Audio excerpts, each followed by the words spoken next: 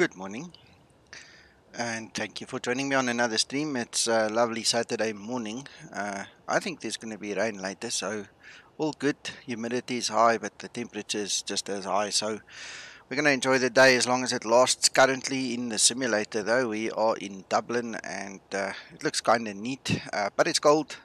I think the meter said -3 or 3 degrees, something like that. It's very close. So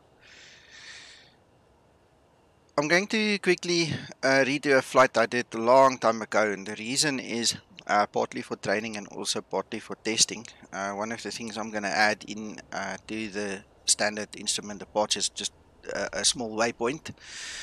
So you'll see how to do that and the reason behind that. And then one of the complaints that I just want to check out for myself is that the aircraft don't hold the altitudes coming into Manchester. Now I've seen it only one other place in all the flights I've done, which was in the Ketchikan approach in Ketchikan in North America. So I just want to see if it does the same thing here today, because I can't recall ever having issues in this flight. And for the rest, guys, talk with me, share your thoughts, and just enjoy the ride with me.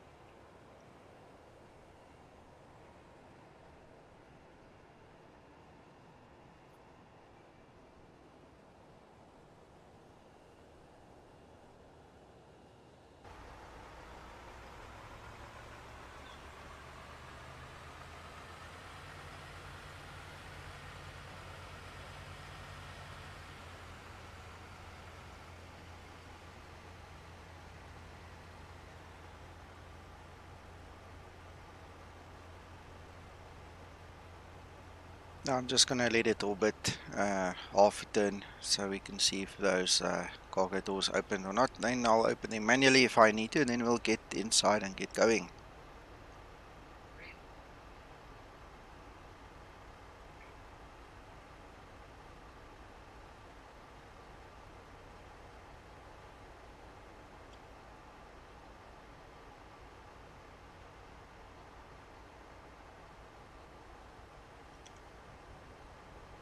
Alright, so let's open them. There we go. Alright, that looks better.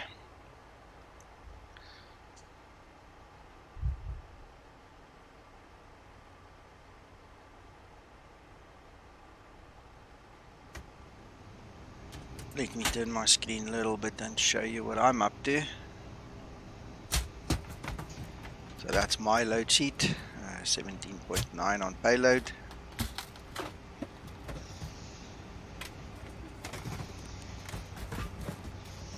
And on the field we've got 3.5. It should give us 62.7. We hope. Alright, so let's just reduce 17.8. There we go, 62.7.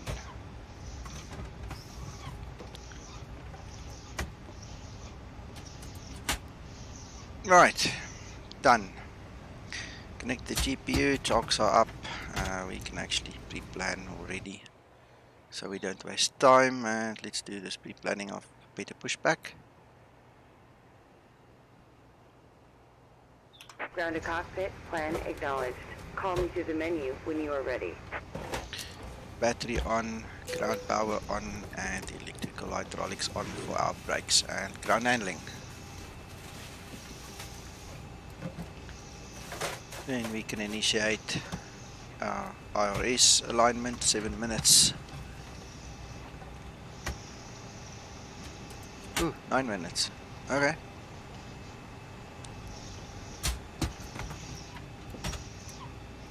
So I'm using the basic checklist just to get going faster, and then no need to go through all the other stories. And our next item is going to be our lights.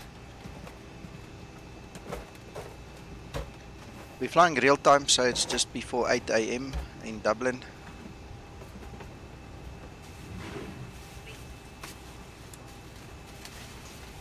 Alright, those ones are all on.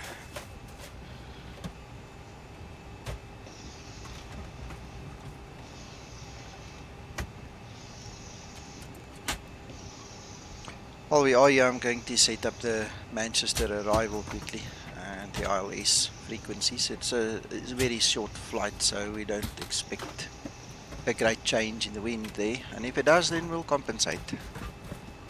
10950.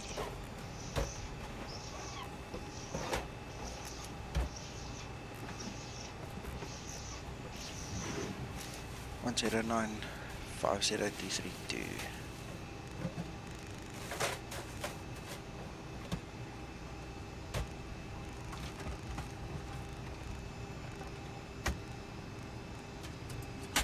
There we go.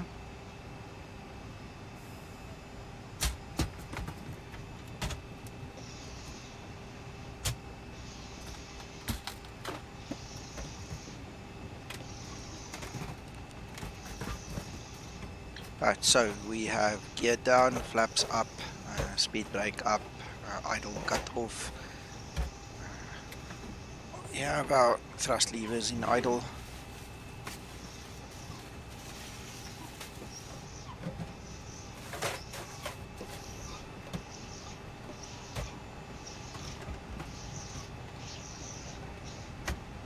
Alright, we're still waiting for the timer on those ones. We'll come back to them.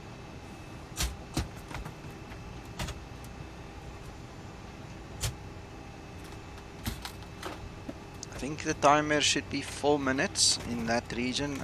You should be able to test it after 4 to 5 minutes, so we'll have to just wait a wee while.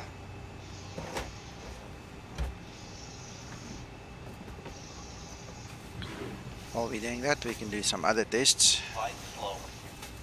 Pull up. Wind shear. Wind shear. Wind shear. Terrain. Terrain. Pull up. Obstacle. Obstacle. Pull up. Airspeed low. And TCAS next. Adjust vertical speed. Adjust. Climb. Climb now. Climb. Climb now. Climb. Crossing. Climb. Climb. Crossing. Climb.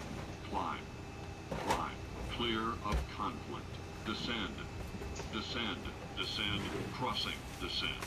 Descend. Crossing. Descend. Descend. Descend now. Descend. Descend now. Increase climb. Increase climb. Increase descent. Increase descent. Maintain vertical speed. Maintain. Maintain vertical speed. Crossing. Maintain. Monitor vertical speed. TCAS test. Pass.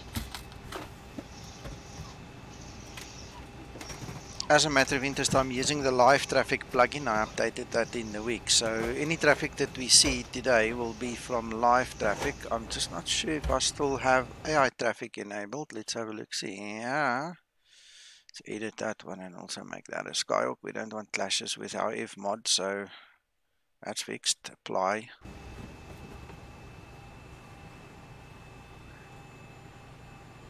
All good. 4 minutes. Right, okay, let's try the tests again. There we go.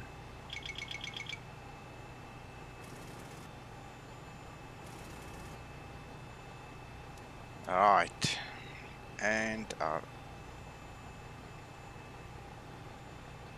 overheating test, let's do that as well. It's a bit later in the checklist, but while we are here, I just thought, why not? Right, okay. Next one, fire tests.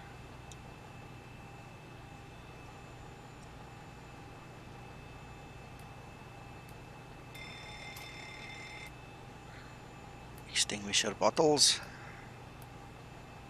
All good, and cargo fire. Great stuff. Alright, so we can move on to our FMC. In fact, just double check quickly on something.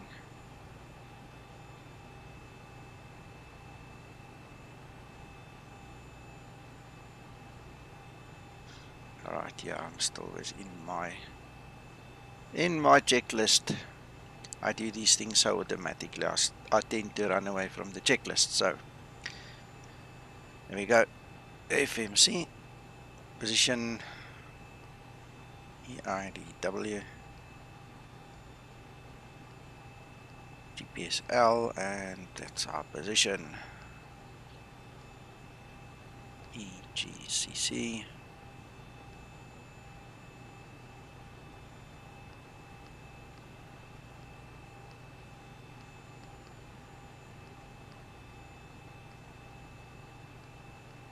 Okay, taking the famous runway 28, and we're going to do that hairpin turn, which is where the extra waypoint comes into. Flight number is just my own concoction.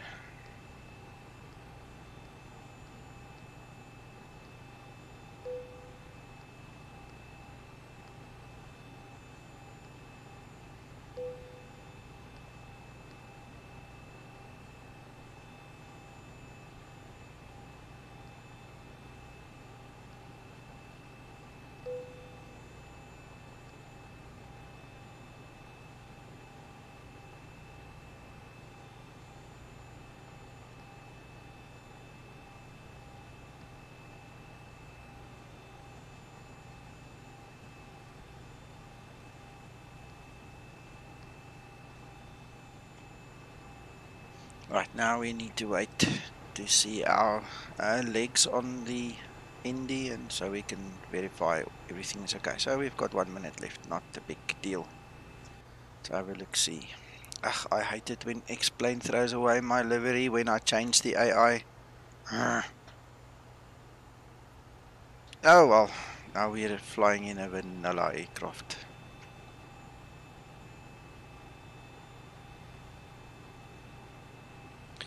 While we're waiting, we might as well grab the QNH here. Let's quickly see Dublin. 1033.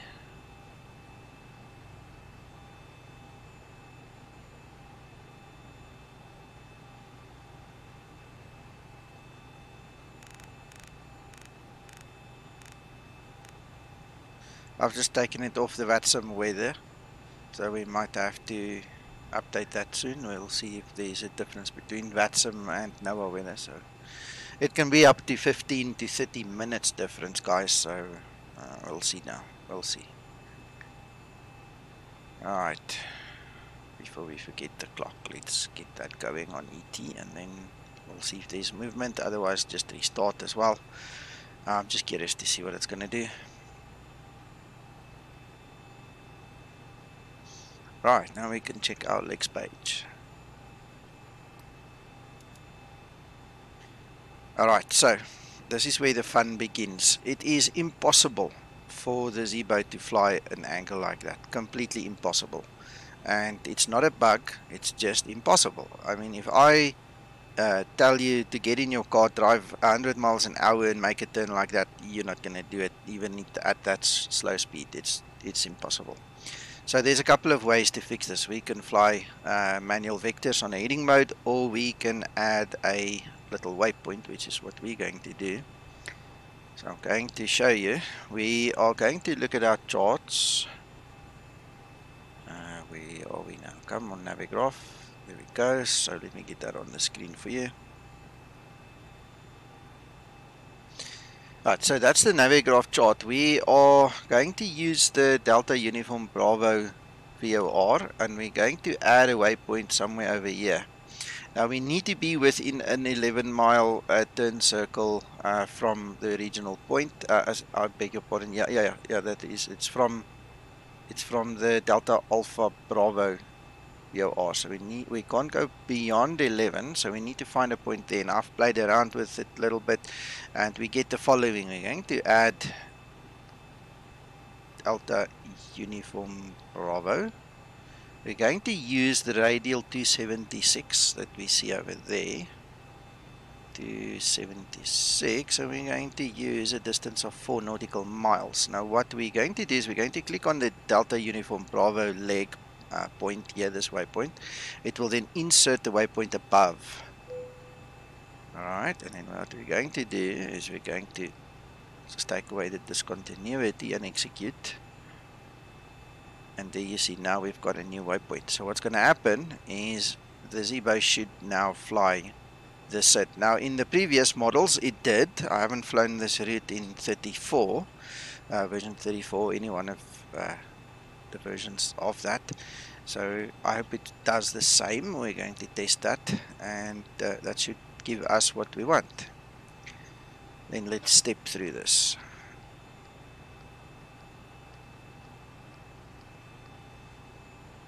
Right, we're going to use the MCT transition, which is the Manchester VOR there right at the airport.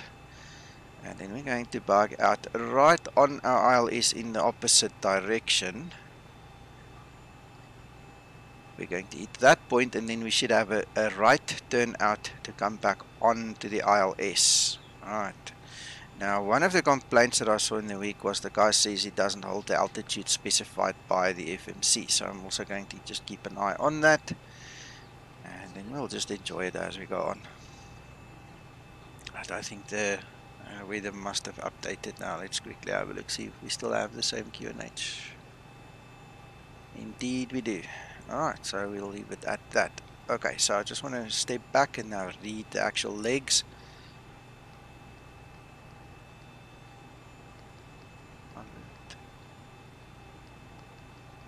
Perfect. Right, that takes care of the flight planning side.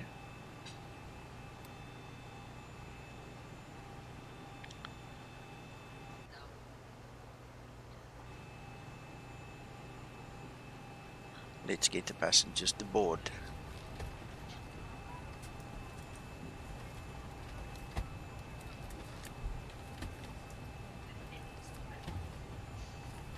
So we've got 62.7, which agrees with the tablet, and it also agrees with the OFP. We now look at our fuel. We're going to use 1.4 tons.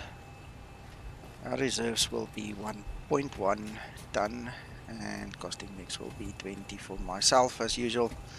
We're going to fly 230 as the flight level. Winds 259 at 41. That is what's predicted, so we're going to use that, and then we have a -2 on the ISA deviation. Execute. Right, our N1 limit according to Topcat will be 32.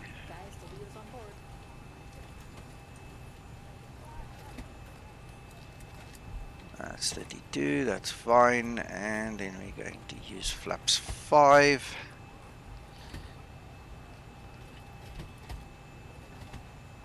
And I'm not going to worry about page 2.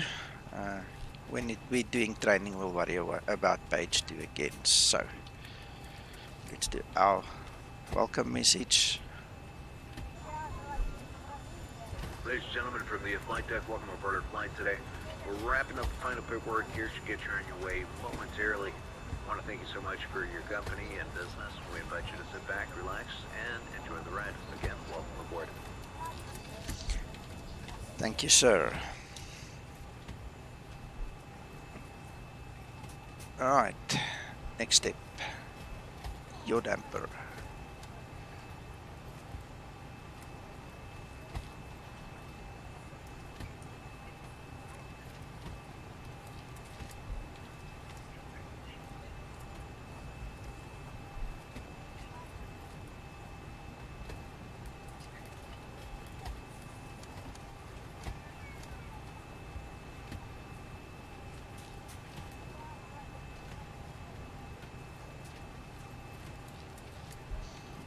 And we can start our APU.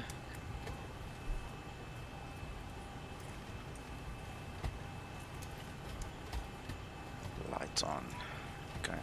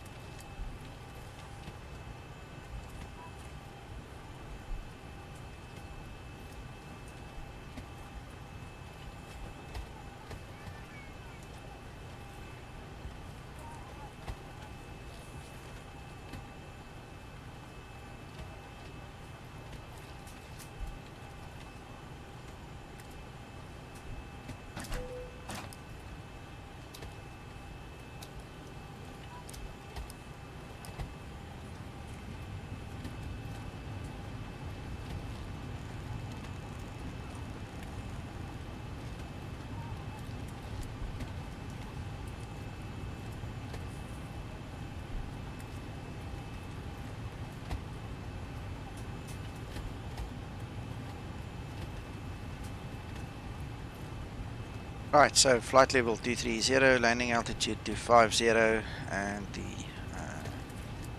switch is set to auto. So pressurization is going to be fine. Let's just take volts and amps. We've got some life. Alright.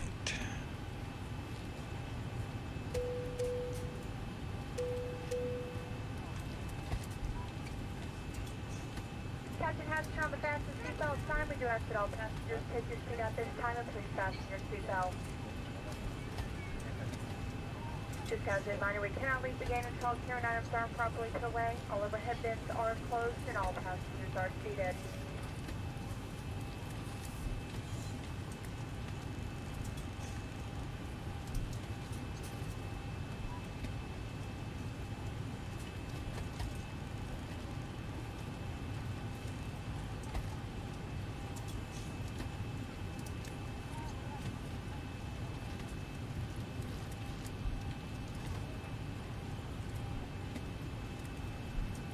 Round to cockpit. Please show me where you want to go. Oh, she forgot.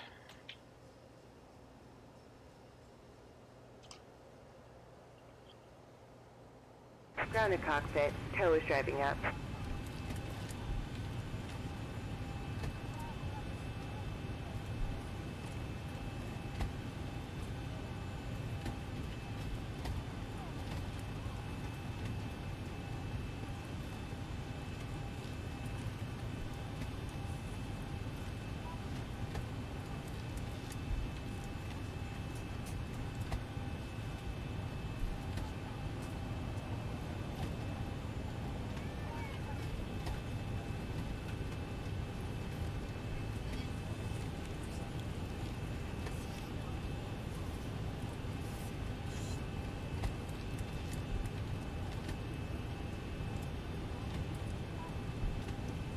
Okay, all doors and hatches are closed. Ready to connect.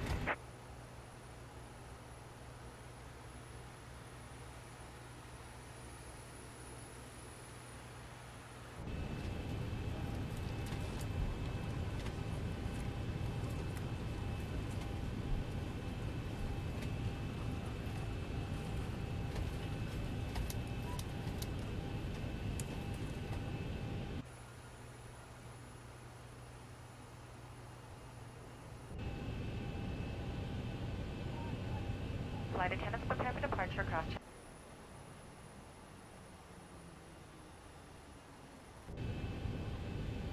Tow connected and bypass pin inserted. Release parking brake. Give us a ring if you need anything.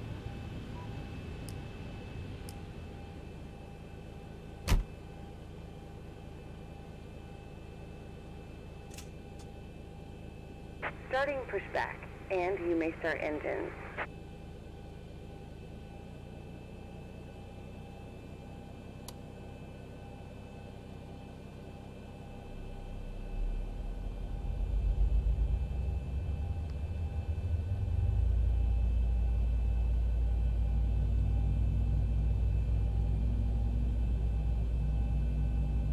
Forward boarding door has been closed. Once again, we need all passengers to remain seated at this time. Please double check the security of your seatbelt. All electronic devices will need to be turned off to the way this time and so that all cellular phones and two-way speakers. Flight attendants, please prepare your doors for departure on contact.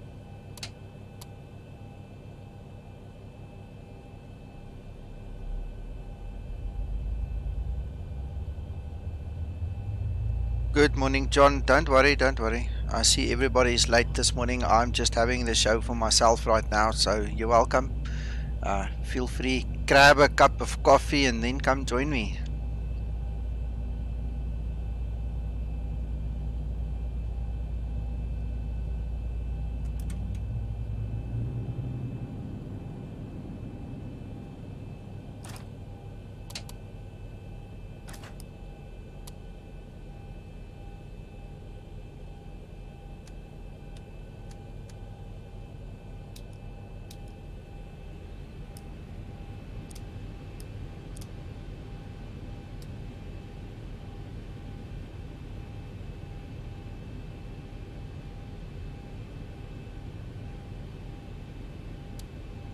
Operation complete. Go ahead and set the parking brake. Disconnecting tow. Stand by.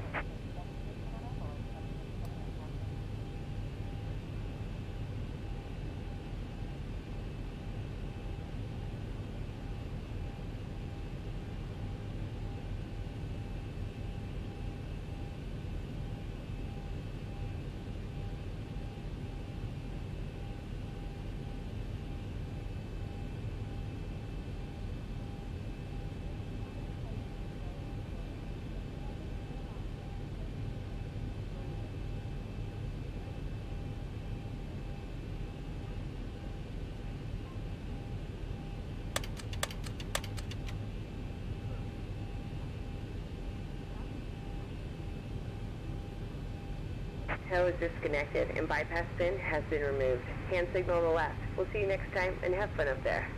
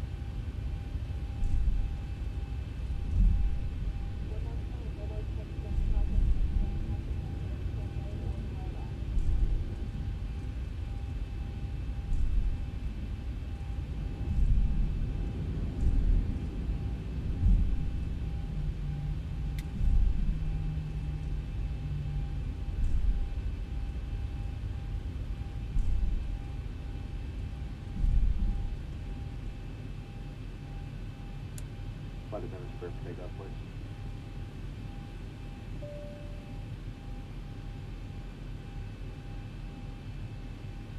Okay, the cabin is secured. Have a good flight.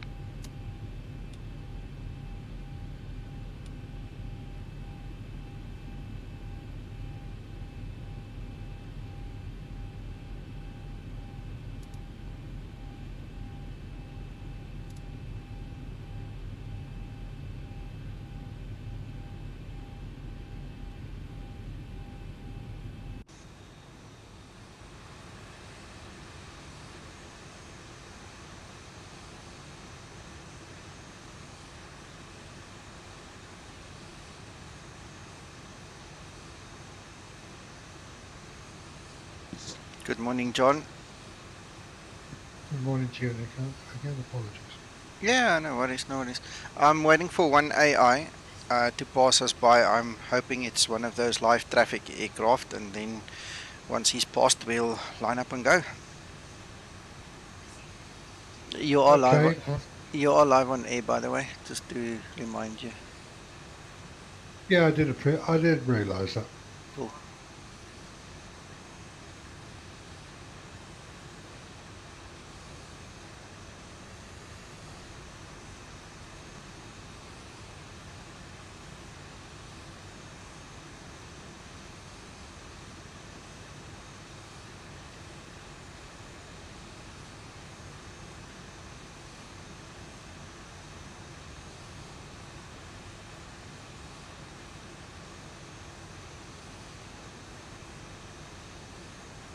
Very impressed with the update on Active Sky. Ach, no, just another joker in a 172. Normal default AI this, so I'm just gonna ignore it. This is crazy.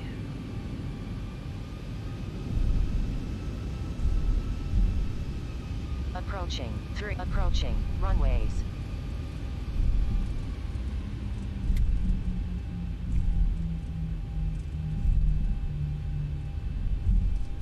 On runway 28.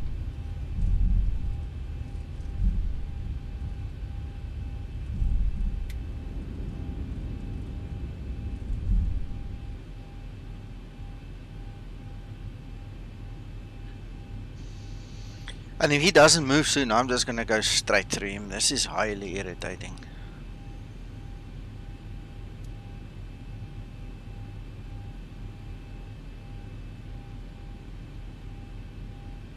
Confession time, I've done that a few times. Yeah. Right, so let's pull up, get above 40% and hit our tugger.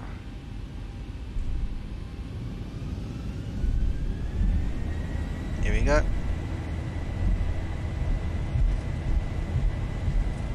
Hop, skip and jump this morning.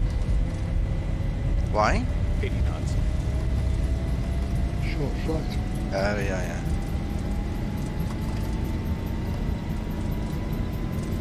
D1, rotate.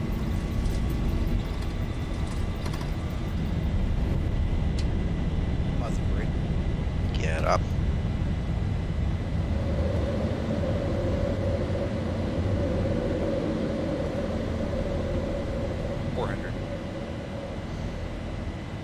Command A, gear up and off, auto, brake off. 1000. John, I've added a waypoint. If you look at the screen there, you'll see there is an additional waypoint on the right hand side at the top. So we're going to turn right, go straight towards this point and then turn right again to get to the Delta Uniform Bravo VOR. The reason is this turn is just too sharp. The Zibo simply cannot take it. In fact, I doubt anybody in a fast car will be able to take it. It's just too sharp. So we've added the waypoint just to get the actual curve in there, you know, to fly it properly.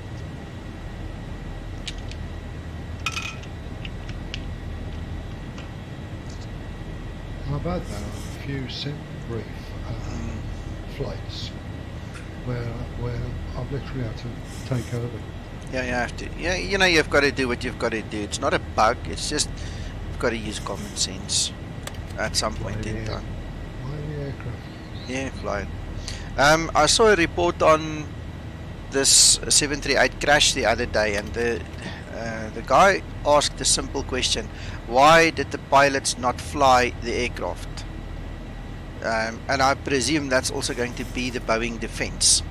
They made it clear in the manual what you have to do when the trim runs away. It's not as if it's something that they hid away. The way the narrative is told in the media and in social media is that these poor suckers didn't know. They might not have had formal training, but it's in the manual. It was written. It's black on white there in their faces. Okay, and all they were supposed to do is to simply hit these two buttons there at the bottom, the stabilizer trim, switch them off, and then fly the plane. Instead, that thing took a nosedive, and it doesn't appear as if they did anything. You know, so this is going to be an interesting fight, because now that the FBI is involved and it's now become a criminal investigation against Boeing and all these things, I think the hairs are going to fly, eh?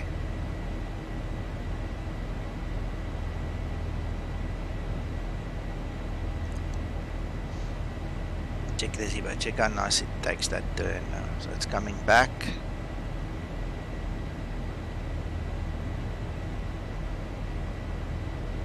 If we look at our naviggraph, check this. Look how nicely it's now tuned on that arc. I mean, it's just perfect. And that comes with knowledge and experience. And if you know what you're doing, the Zibo will fly it. If you don't know what you're doing, it's no use calling it a bug.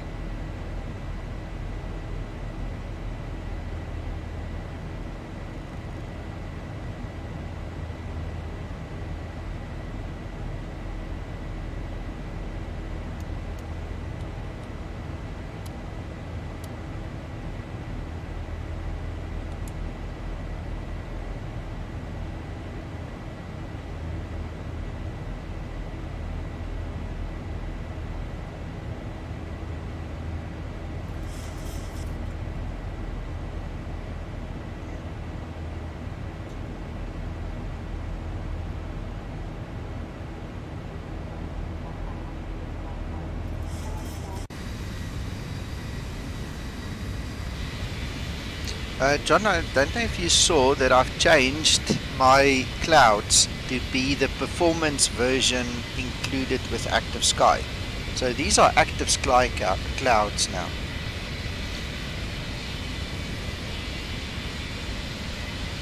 Snap, I've done exactly the same. Yeah, I just wanted to see what it looks like, and I'm kind of impressed. There are instances where it's not doing it for me, but overall it's okay. I'm gonna keep it for now. I get much better frame rates with him. I mean, I'm flying at the textures, isn't yes, yes. I'm flying at 31, 32 frames per second here, which is marvelous for me. Which is why I said earlier when I first made some reference, I said I'm very happy with Active Sky at the moment. Yeah. Oh, those guys have put in a lot of work, eh? And he's still working on it. Oh, they're gonna work for a while. Let's climb at maximum rate. Let's get this bird going. This is such a short flight, you can't dilly-dally at the bottom somewhere. You've got to climb and get it done with. I see the guys in the real world when you watch them on Flight Radar 24 as well. They climb, eh? They don't play around when they get here. Good morning, Tim. Welcome to the stream. Glad to see you here. You're welcome to join us on Discord if you have Discord and if you feel like it. Otherwise, thanks. We'll chat with you in chat then.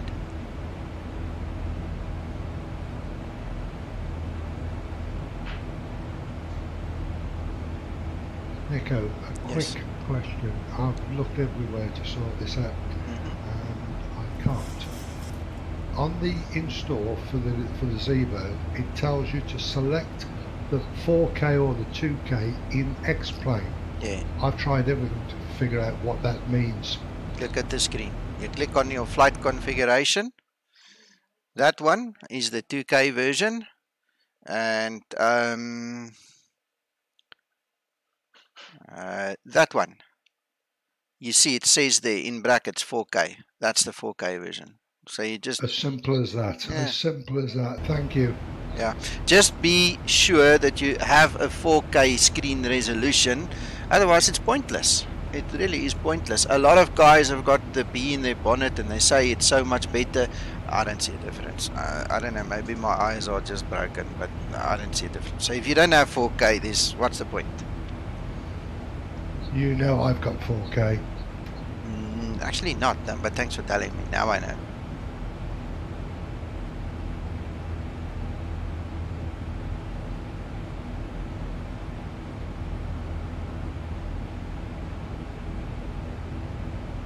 one day when I'm an adult, I'll buy a, you know, when I'm big, I'll buy a 4K screen. At this point in time, I've got so many screens in front of me, and I'm so happy with him. I see no point in upgrading. None whatsoever.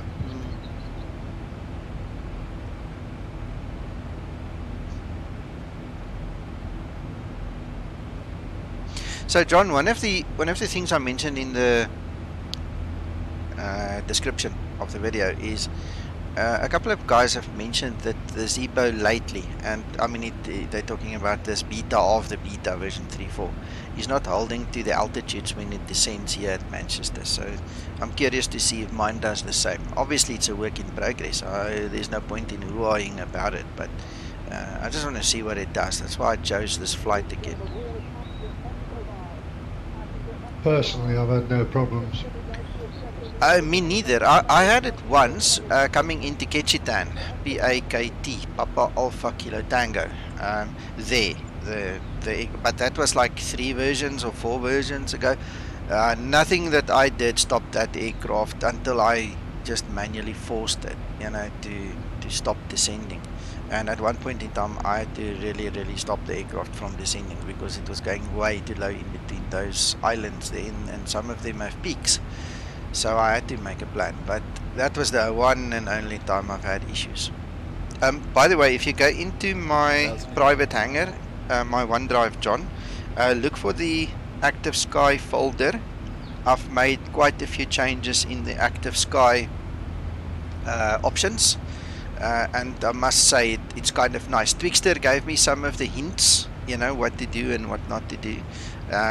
For instance, the 35% on the icing, he says that's the realistic value, so I changed mine to that. And good morning, Phil.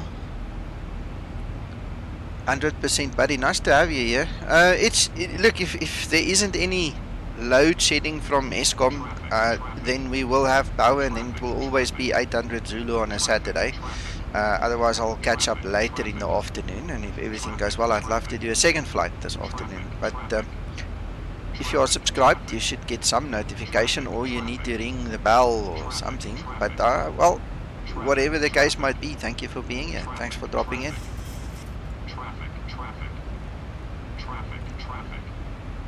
Thanks for that, Nico. I'll visit the vault later.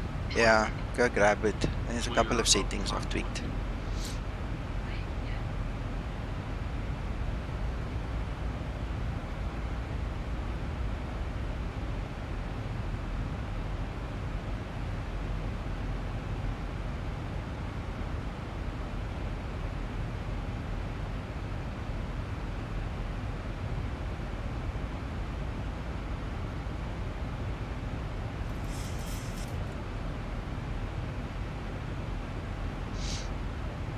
Excellent, Phil. I hope you have a good breakfast, my friend. Good one.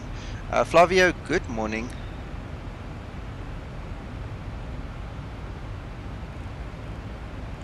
Guys, if any of you want to join us on Discord, the link is below the video in the description. You can just follow it and come join us. You don't have to sit on the side. You're welcome.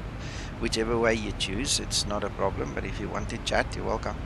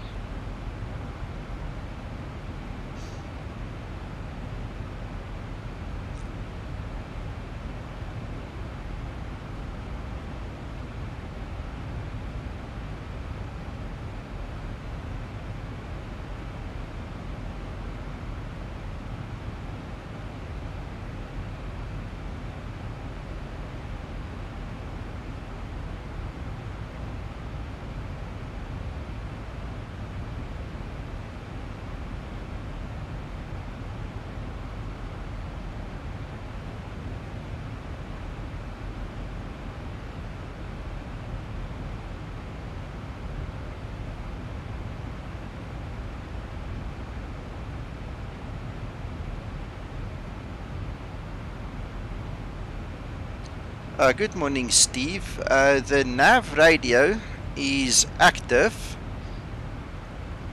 Let me show you. The nav radio is active when you have a valid frequency on that side of the radio. Alright, that is your nav radio. So anytime you have a valid frequency there and it picks up a station, it will be active. If you are talking about the LNAV over there, that is obviously tied to the FMC and the legs page. So as long as you are on the magenta line and that one is active, it means that your LNAV is active. But those are two different things. The nav radio has got nothing to do with your FMC and vice versa. I hope that answers your question. Otherwise you just need to rephrase it a little bit.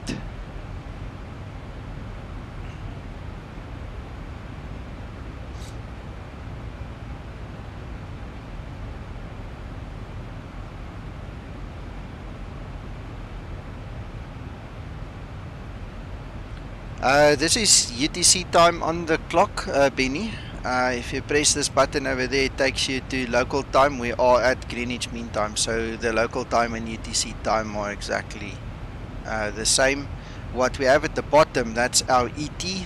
You set it by clicking that button over there, and basically, shit, I think I clicked it. Yeah, I did. Okay, my fault. So basically what happens is it will take a reading of your block time when you use ET, or you can go to the stopwatch and you can actually set a specific time according to a specific state. So that's what that is.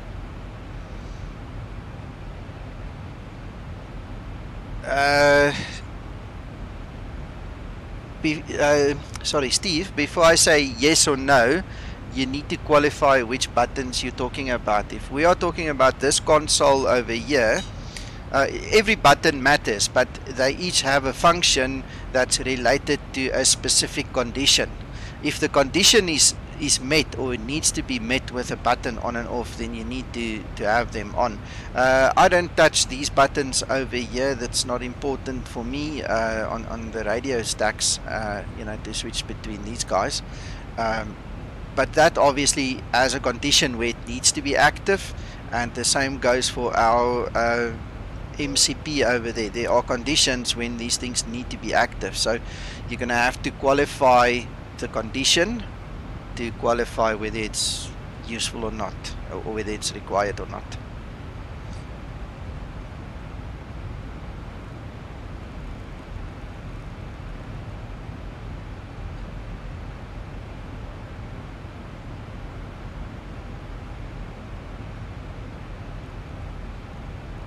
So we're going to descend to 3,500. I have not done my checks yet. I'm going to attempt an auto land. I just want to see what it does here in Manchester as well. I had the most awesome auto land in Seattle in the last flight, so that was awesome. I'm going to do that. Forecast flight level 060 as transition. I just want to copy the winds quickly.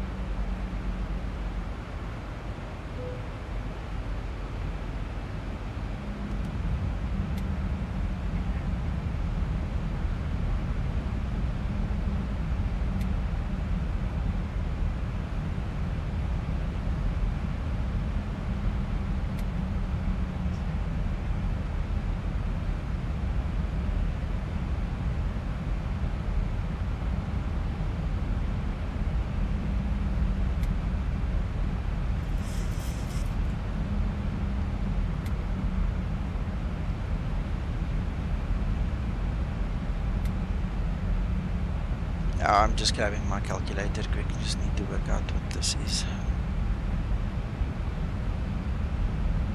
Still quite windy at 8,000. Yeah.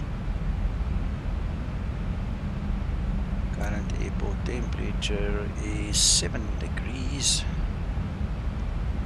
So we have a -8.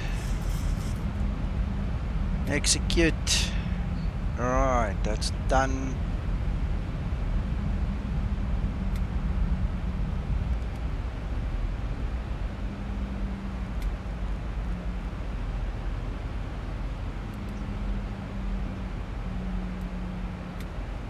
Right, let us see what is our minimums.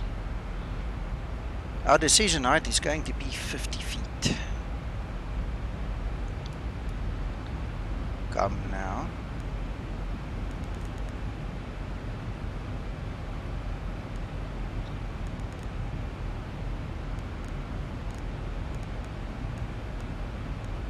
Mic off.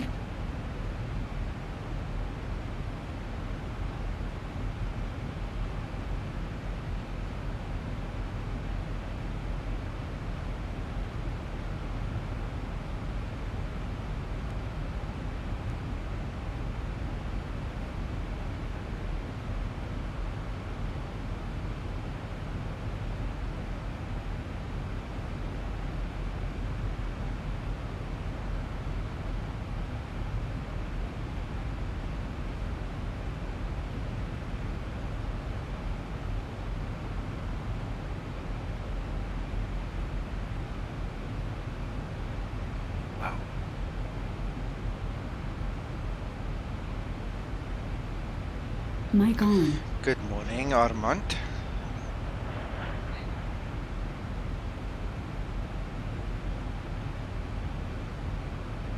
Yes, hoor my eers of ek myself kan hoor op die stream. No, you can hear yourself, don't worry.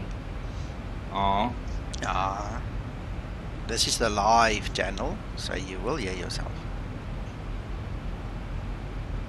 Alright, also just flew into Manchester. Just wanted to eventually, after 3 tries, my X-plane didn't crash, and it's because of some freaking ortho tiles. So since yesterday I rebuilt all my Europe tiles, all my UK tiles, and voila, Problem no solved. crashes. Yeah. So Excellent. whenever people have ortho scenery and the X-plane crashes without any reason, refresh your ortho tiles. Maybe there's something in the background. It complained about the specific tile. Cool. So I just regenerated it. Fantastic, fantastic. Benny, in the description of this stream, if you just look below the stream, there is a whole bunch of text. In there is what I call my private hangar. If you go in there, you will find all the information that you're looking for. I created a PDF that explains all my hardware and the controllers. I'm using the Cytec yoke, I'm using Cytec pedals, I'm using a CH throttle quadrant, things like that. So everything is in there. As far as I know, I did not put it in as an exclamation mark command into the chatbot. So you won't find it there. You're going to have to just log into my OneDrive and just have a look at the PDFs. It's got everything there, including all my X-plane add-ons and stuff. Alright, before you continue, Nico, I'm going to say cheers. We have load shedding from 11, so I'll catch you later this afternoon. Alright, okay, cool. Cheers, Armand. Cool. Ciao.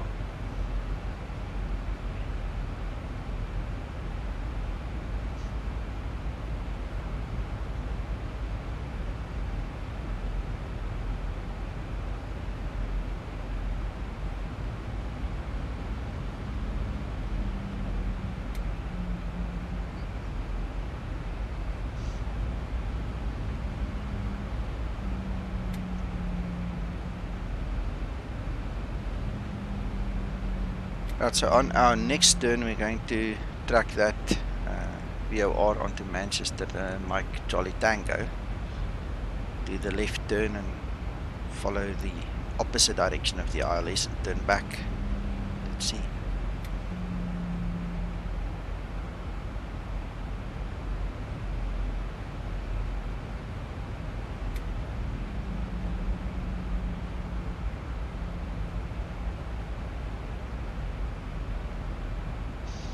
Steve, I hope you're still on stream. I cannot see when you guys are here or not, so just for your information, I'm not sure how many videos ago, it could be 3, it could be 4 or 5, I did a basic training video. It's just over 4 hours long, so it's something that you're gonna either have to do binge watching, or you're gonna have to, you know, do in stages. But I basically took, there were 19 odd guys on the stream, and I did some basic training specifically on the Zibo. That covered the whole section of flight planning, selecting the SID and star, you know, getting it into the Zibo, setting the Zibo up, pressing the right buttons at the right time. So you might find it to your benefit to just go hunt for that specific video and just, you know, take your time, go through it, and then come back with more questions, eh?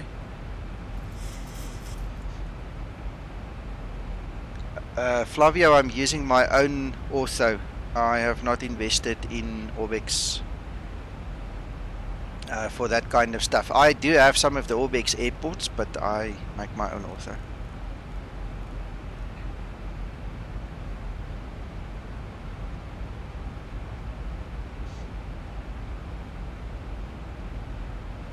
Yes, John, thank you.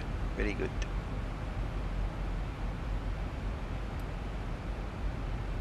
I have been talking to one of the Zibo team members, one of the developers, and we have touched on the subject of making proper short training videos.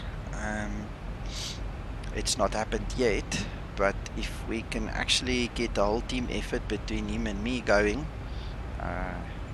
that is something that I think everybody can, you know, look forward to. I really hope that we get to do that, you know, because he obviously is a real 737 pilot and he knows what he's talking about, and he can also add some value to my knowledge, and then we can present something formally, you know, from the team side as training.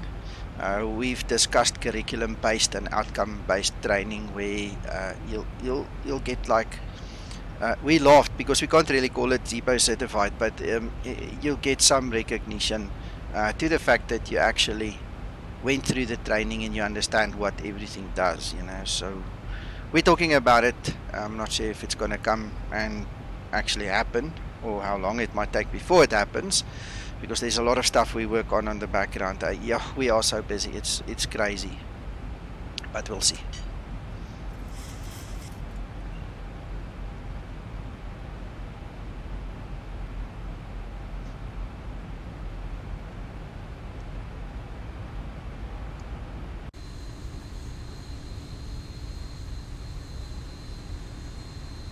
So Flavio, there's a nice picture for you from the auto. I changed my AI after spawning, and that killed my livery, which is an explained bug obviously. It's highly irritating, but now I'm flying a little vanilla plane today.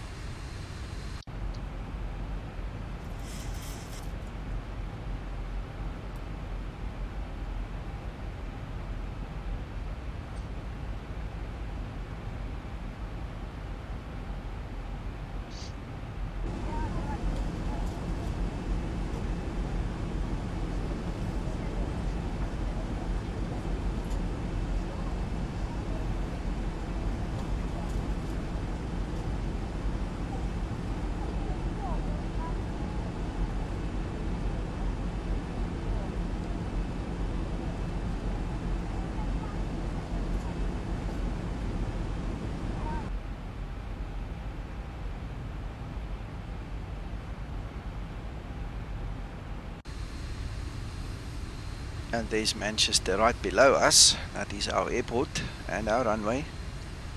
That's a cool shot. Wow, nice looking.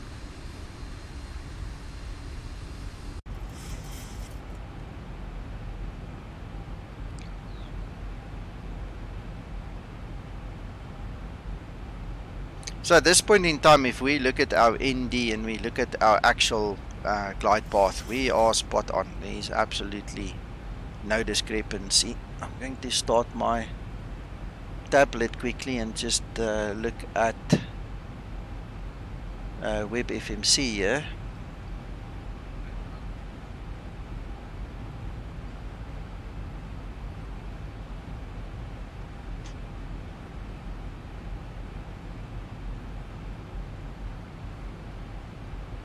Alright, so we need to go down to 3.5 and then see if the aircraft stays at 3.5. That is our limit.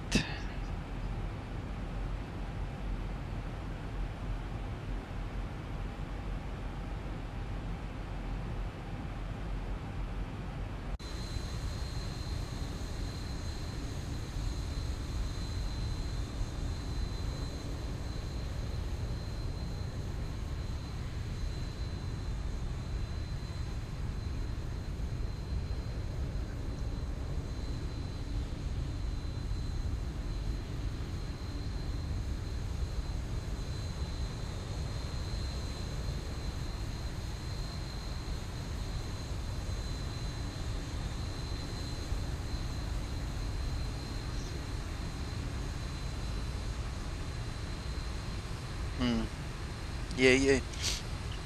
There are tricks. I know. We figured them out with JoinFS the other day too. But you know what? I was already on the stream and everything was running, and I just said, "Oh, let it be."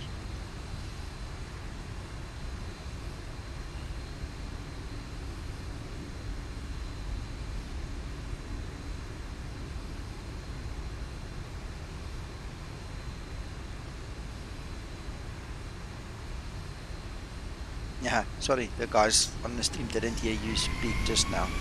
Actually, you did your stream. Sorry, guys. John was saying he solved the issue with the liveries. There are a couple of tricks, like I said, but it's not important for me right now. Standard, go away. There we go.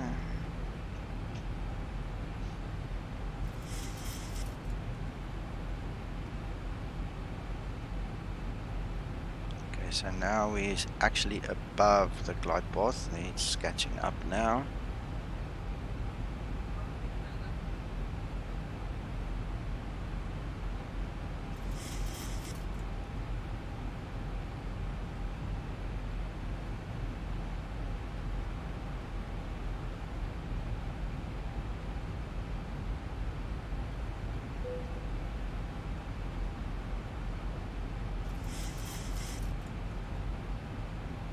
Tim, can you hear me? You're on Discord, on live chat now. Phil, I did not see you there. Just come back. I'll give you your rights and pull you into the chat room.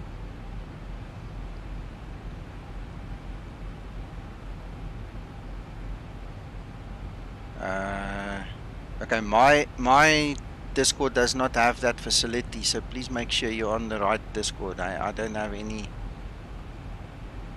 robot issues and stuff that you mentioned there. If I see you there, I'll quickly pull you. And guys, the only prerequisite when you come in here is to have push to talk enabled. That is just one of the requirements I have, so make sure that you have push to talk on a button.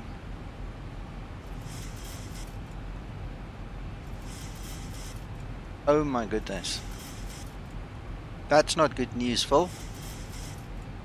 Did you, sorry, hold on. Mic off.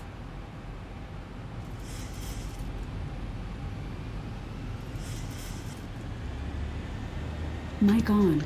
Phil, did you create a user ID and a password on the Discord server system already? Do you have your own personal username and password?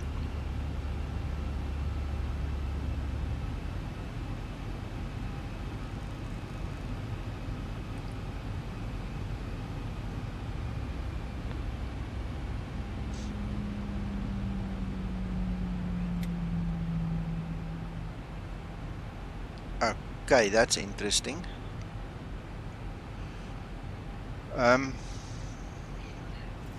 So if you go to the website, the Discord website, yeah, I think so. Try resetting the password. What I wanted to say is, can you go to the Discord website, try log in and fix the problem on the website, and then once you've done that, you can follow the Discord link and hop onto my Discord from there.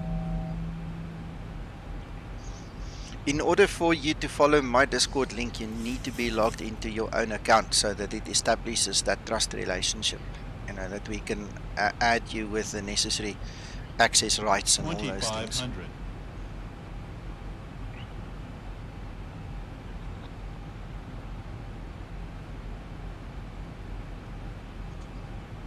Okay, cool.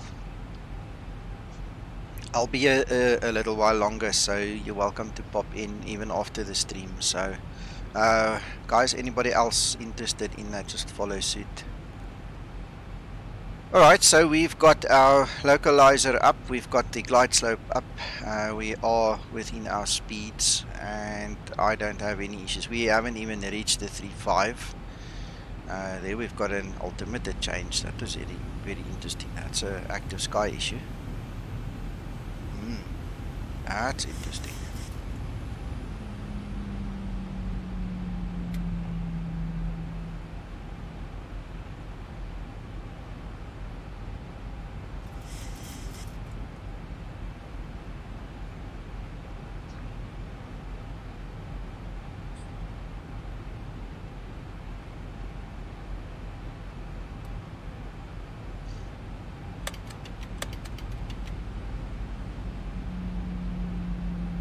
Alright, so there's 3.5. I purposefully let it go there and stop.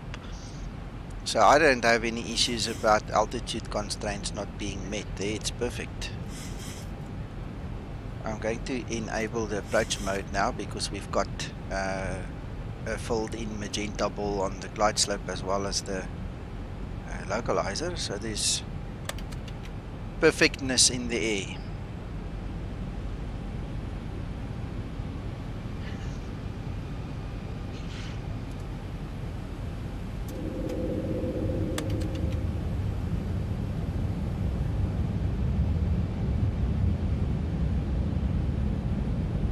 Hey Jules, good morning. Well, we are about to try an auto land at Manchester. That's what's up.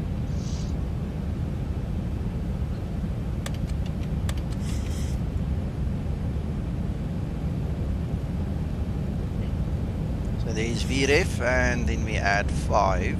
I don't see a big change in the winds. We've got a crosswind at 16 knots almost. So.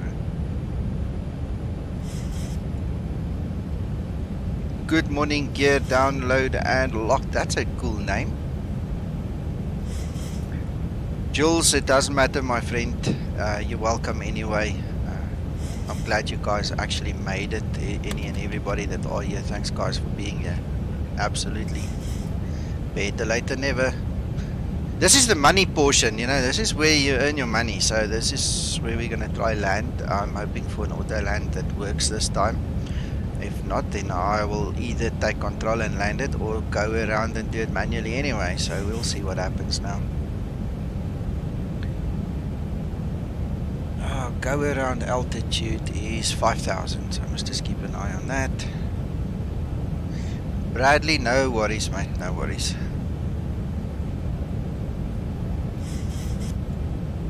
We've had other guys that had to leave because of load shedding that's about to start. So it happens. Excellent, excellent. Gear down and lock. That's good to know. I've never been there in the real world, but this is one of the test airports that we have used quite extensively in the jar design beta testing as well as the Zibo stuff. Because of the winds, the winds is crazy. Auto brakes set to 1, and I'm just gonna cycle my speed brakes. They are set.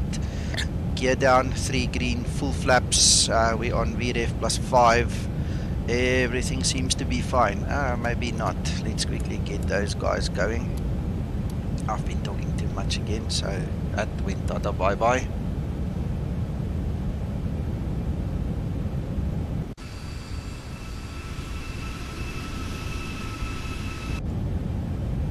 Right, we've got deal channel on. We've got land 3 now. Ignore the traffic, it's just eyes. We don't care. Alright, so now we can go up to 5,000 over here.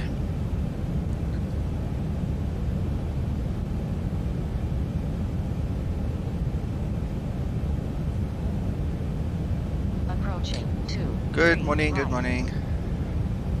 I don't think they saw me, but I tried.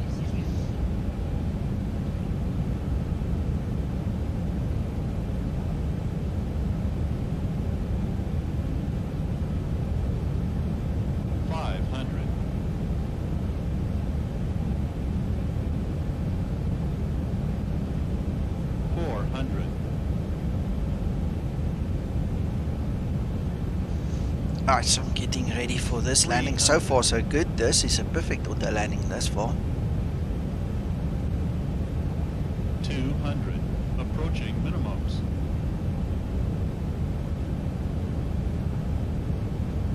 100. Minimums. 50, 40, 30, 20. That's odd. Ouch, that's odd. We actually bounced. That's odd, that's harsh.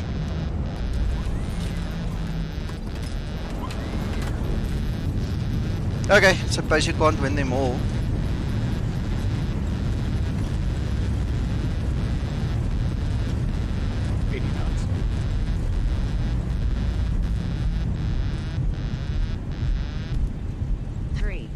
The question is why? I'm not sure. Yeah, everything QNH is set right, minimum set right. I'm gonna taxi quickly back there. I want to show you guys something. There, I've got the runway contours enabled, okay? And one of the things I was looking at, there's a bit of a kink in the runway there.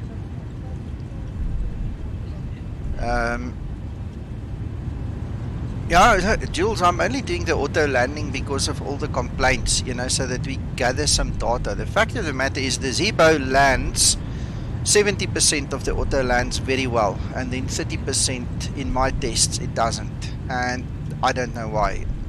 Same airport, I would go and I would do circuits. For those of you that don't know, I've got a Twitch channel, and I usually go and sit on Twitch and do all the tests. You know, I would just do circuits over and over and over again, and 2 from 5 fail, and there's no rhyme or reason why. And it could be a script that's just not running properly, it could be anything. It could be, I know the last test that I did, I lost concentration on those 2 times, so it's very important to be fully configured before 1000 feet. If you're not fully configured, it's going to start that porpoising and going up and down and crazy and all. So there are just too many variables what it could be, but I found if I'm fully configured before 1000 foot, there's a 90% chance it will be a good landing. The issue with this scenery could be a little bit further, you know, deeper than anybody actually thought about initially, because this runway follows terrain contours, so you have an actual kink in the runway. It starts low and then you go uphill and then it flattens out, and I don't know if that's part of the problem, that it computes the values based upon a flat runway. I'm not sure. That's actually a very interesting question. I must actually ask Twixter next time I speak to him whether that could be an issue. Thanks for the follow, mate. Much appreciated. Nico. Yeah, John. QNH. There are so many variables on QNH. If you go on the pad, it gives you one reading. If you go online, it'll give you a different reading. Yeah, what you need to understand about QNH, John, is you need to get it from the simulator, from your own environment. If you do not get it from your own environment, it's like you're lying to yourself. And this is one of the fights we've had on VATSIM for many years. The guys use Twitter and Facebook and Radar 24 and all these sites to determine the active runway. Yeah, my active sky actually showed 1033. So that, you see, again, there is a discrepancy. Let me just get my active sky on here quickly. This is where my question is with regards to the autoland. I'm gonna just show you my active sky quickly, guys. Have a look here. Where's my display capture? So that's my active sky, and if I look at my EGCC, it says there QNH 1033.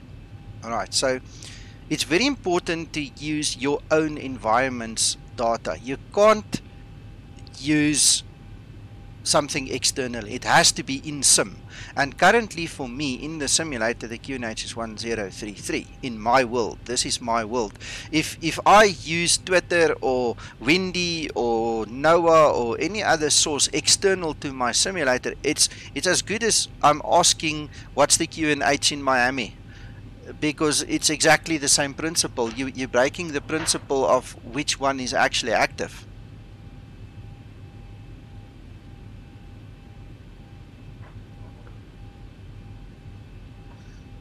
Conditions and let's see. I'll just bring it back.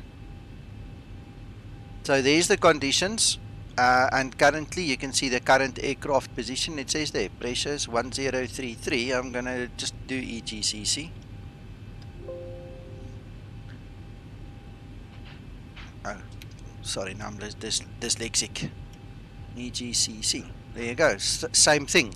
So in my simulator, this is my reality. This is my world, and I cannot use an external source because then I'm cheating. I'm lying to myself. I'm committing fraud. It's just not the same world.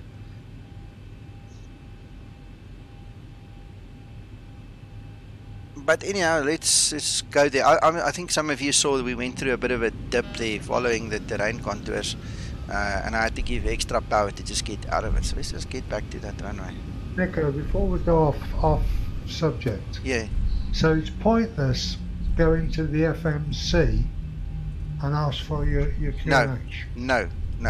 That is another place where the Zibo will tell you. And in fact, let's also do that. Let's see if there is a discrepancy, because that is what the Zibo reads. So give me 1 second. Mic off. Mic on. I'll short here and then we can look at the FMC as well, because that will tell you what the actual Zibo is seeing, what it determines to be the QNH. So I'm just anxious to find out the reason for these problems with the autoland. John, it's manifold. There are many reasons. Number one, the code needs a bit of tweaking, and Zibo is working on it. That is a given. Okay, you all know this is a work in progress. All right. The fact that I get I do 5 circuits and 3 of them lands a perfect auto land and 2 of them does not, because of me not paying attention or whatever else it could be, or weights changing.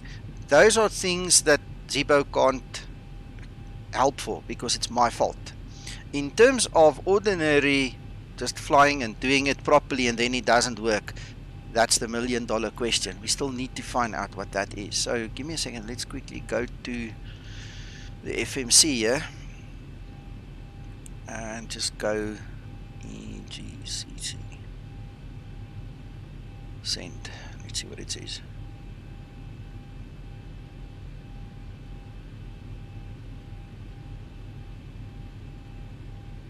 Well, the altitude of 257 is set for the pressurization system. Sorry, I need to click here. 1033. So you see, this is what my world is seeing. This is exactly what Active Sky is inputting into the system. I'm using a radio barometer. The only difference between this landing and my previous landing, and this is something I have talked to Twixter about as well, is I've added the 40 foot that Flight Deck to Sim says we need to add. Okay, so let's do a test while we are here.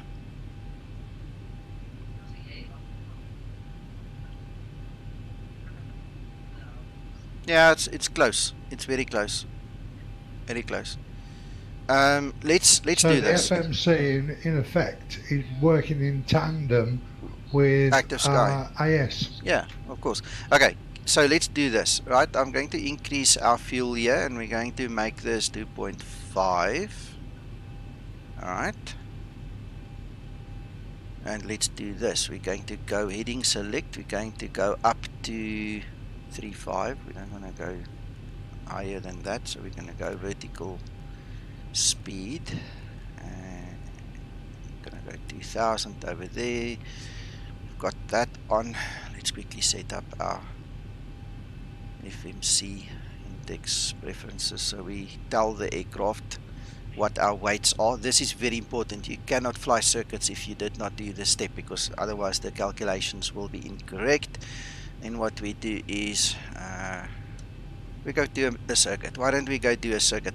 Let us change the minimums, the radio minimums, to the actual published minimums, which is 50. Because this is a Cat 3 runway. So we're going to do that. 1, 2, 3 for our flaps. Approaching 2, 3, right. My pedals just moved at the bottom here by my feet. So look at the kink, guys. Look here. So the normal runway altitude is this. Alright, and we actually land above the kink, which means that it could very well be part of the problem, because the Zibo is working out the flare on the actual runway altitude, not on the kink, not on the elevated thing, you know, so it doesn't have a fair chance. Right, so let's get going.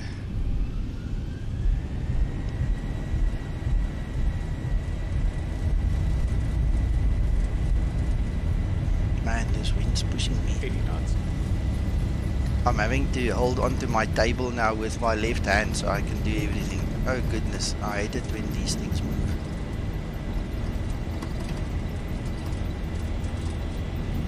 Alright, let's get going. Positive brake. Gear up.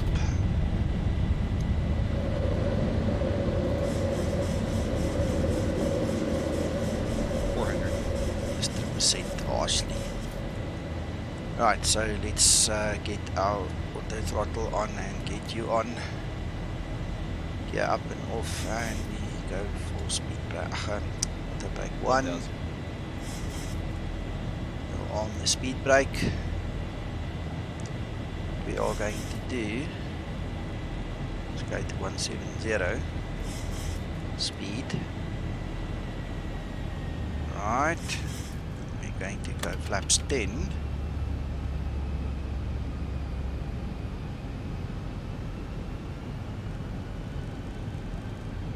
Thousand to go.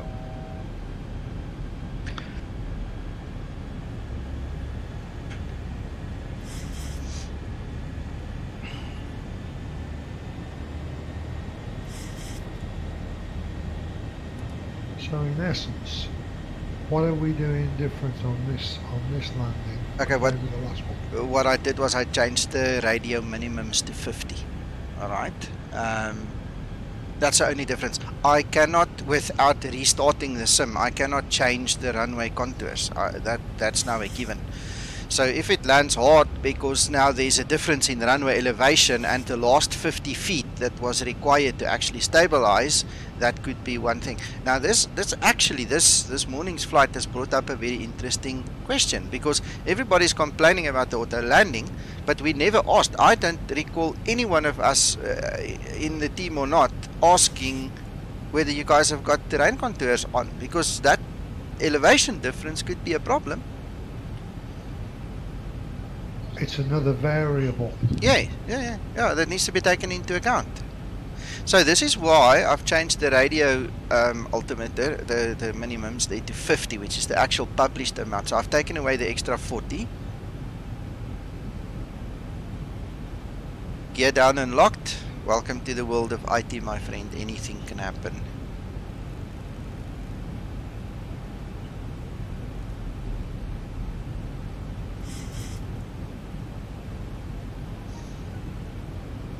The good news is you found the problem. That is the good news.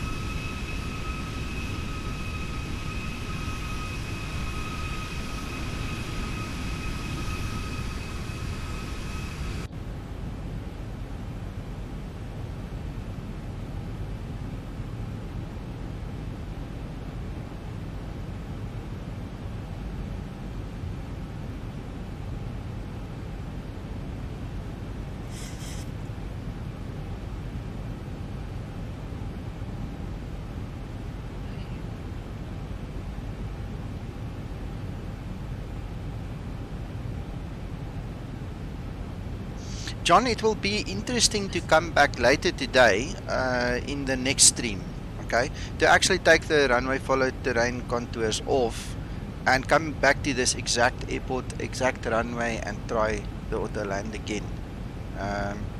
Agreed.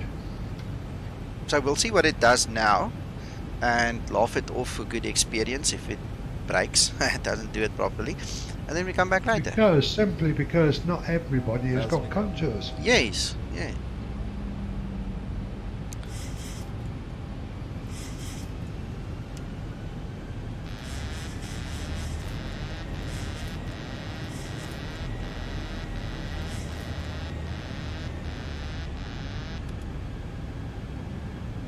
That's what happens when you touch the trim wheel that's on your desk. Sorry guys.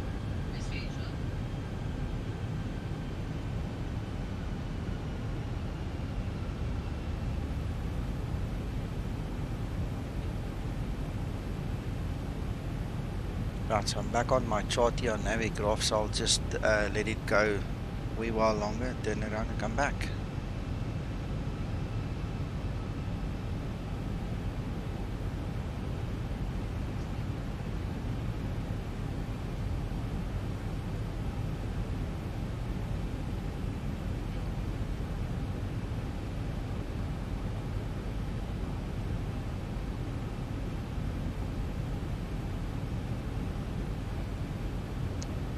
Gear down, that's very possible. That's very possible.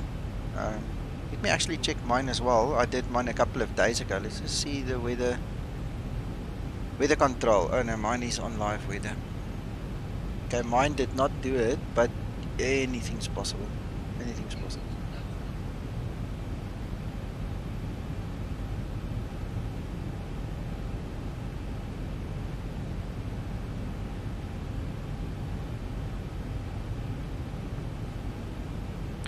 Full, sorry, full, this is the first time I've actually thought about contours. yeah, I'm not too bad. I didn't want to argue, but you saw mine. 1033. Alright, I almost forgot, we need to set up the rest of this situation. So we've got 136, so we'll land at speed 141 for the 5 knot additional. Traffic. Oh shush man. Clear of conflict.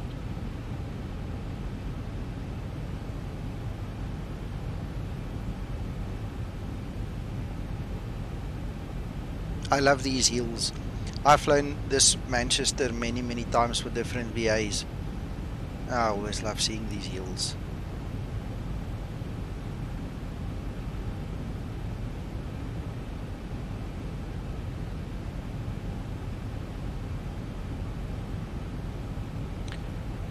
Gear down. Currently I'm using the live traffic app, and I've got 3 little Cessnas in AI. That is the default AI in X-Plane.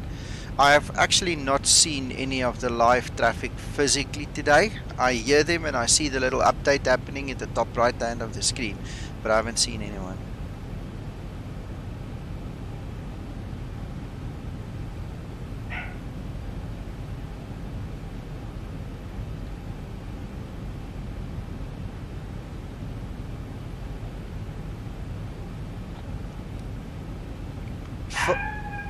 Oh, now the dogs. Sorry guys.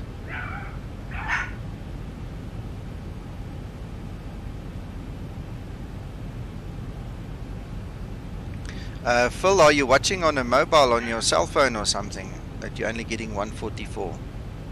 I don't exactly understand the 144. Is that like the resolution or what?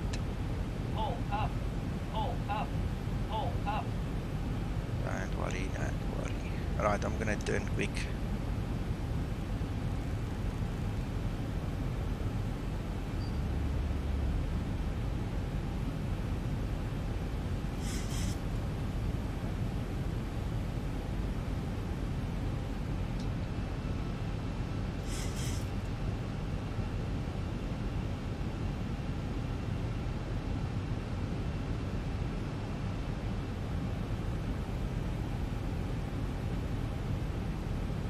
Yeah, I think so.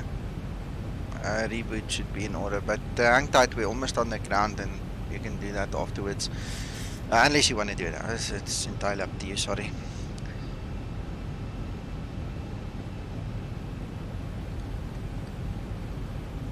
I'm broadcasting in 1080p, so you should very well get that. Maybe just hit Control and F5 on the browser, see if that makes a difference. Just Control F5, because I'm definitely broadcasting at 1080p.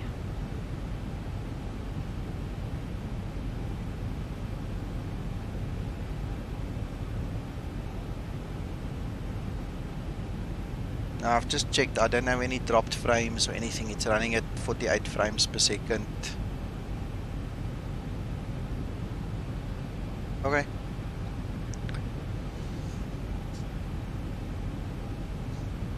Alright, so time to prepare for this intercept.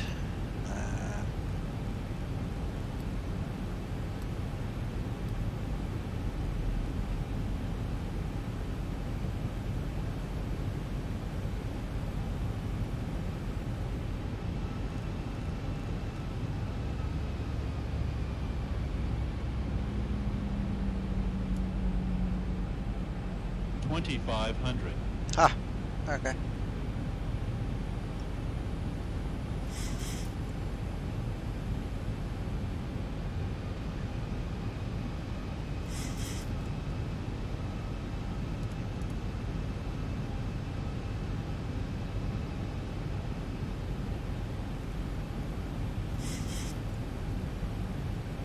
Mic off. Mic on.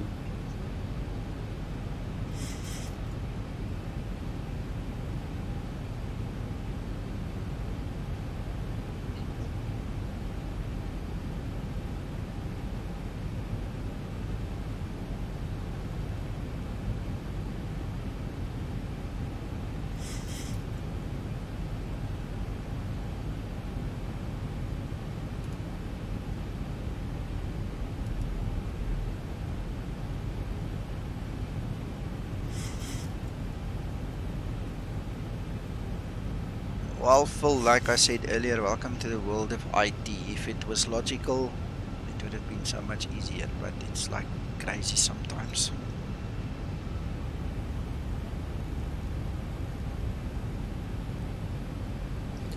Right, so let's go. Gear down, flaps 15.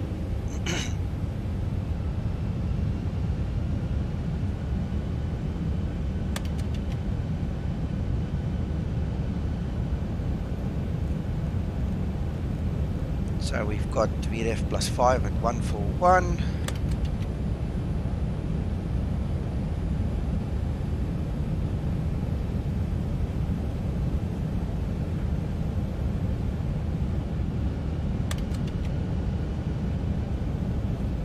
Okay, so we are fully configured before the ILS actually starts dropping the nose there. And we get on the glide slope. So we've got deal channel up, we've got everything else configured.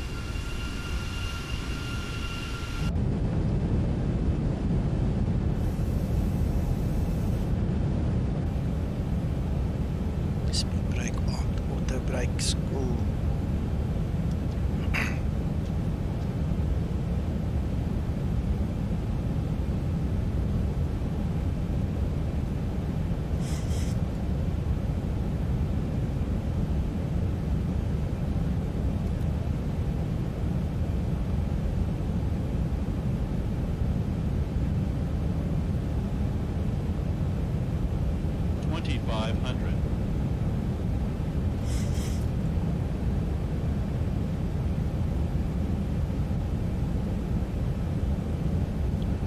We know we're off the scheduled descent, don't worry.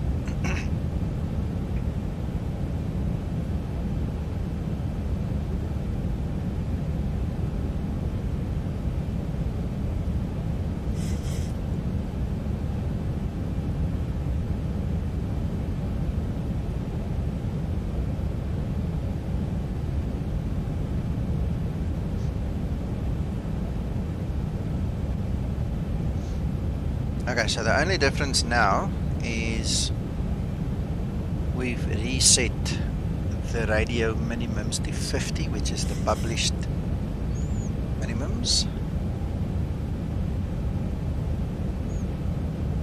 Over there you see that says 50 for Cat 3.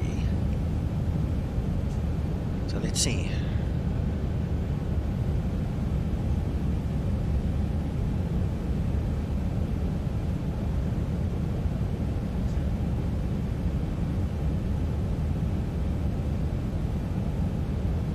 It really looks very stable right now.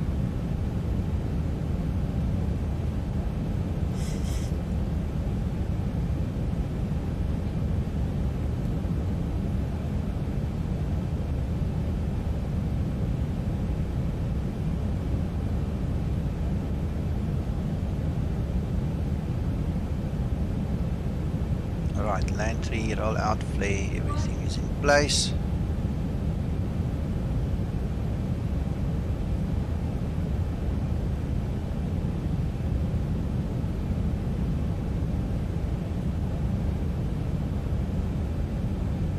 Mic off.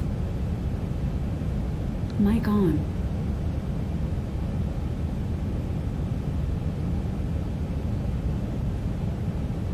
1,000 feet, stabilized, Mr. Birch, altitude set.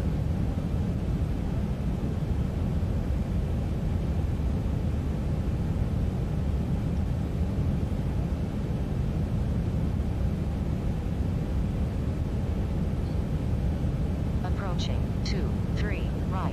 Just as a matter of interest, and while I'm thinking about it, this scenery is free from the org. It comes with terrain mesh. I disable the terrain mesh because if you keep that terrain mesh active, this kink is even worse. It's crazy. 500. So this is already just a normal default runway follow terrain contours without any third party mesh. 400. Let's see, let's hold thumbs. 300.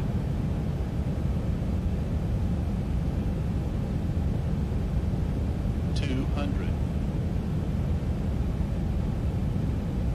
Approaching minimums. 100. 50 minimums. 40, 30, 20. I did it 10. on that kink. Yeah.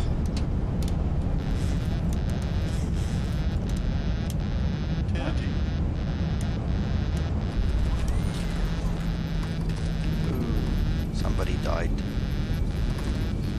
Okay, so the next test will be later this afternoon. Then I'll come back and I'll have the runway contours off, and let's see if it makes any difference. Yeah, that's hard. Guys, a normal real world auto land is very firm, it's very hard.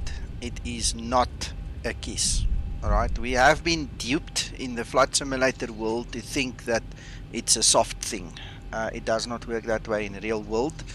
I spoke to a real world pilot the other day. He said to me he's done 87 actual 737-800 auto lands, and he says to me, you know when that's an auto land because it knocks you silly sometimes.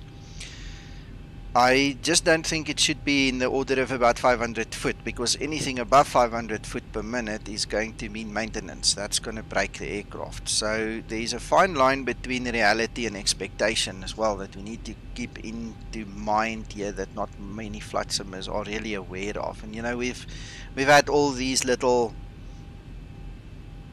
George, true. We've had all these little flight sim add-ons over the years that have taught us, you know, it needs to be perfect. Real world unfortunately isn't perfect, but I'd love to see what this thing does now without the terrain contours. Right on runway 2, 3, right. Specsavers. I've got my glasses on. Nothing wrong with my glasses. Okay, let's do this. There are 17 people on the stream now. Okay, I'm just throwing this into the bush now. if you want, I can quickly restart my X-plane and we can actually do that test now. If you guys have got the time, please just indicate if you want to see it. No, I don't mind. I'll quickly restart it. I'll leave my screen on so you can see the progress. If you guys want to go to the little boy or girl's room and maybe make some coffee, you can obviously do it. So let's do that then.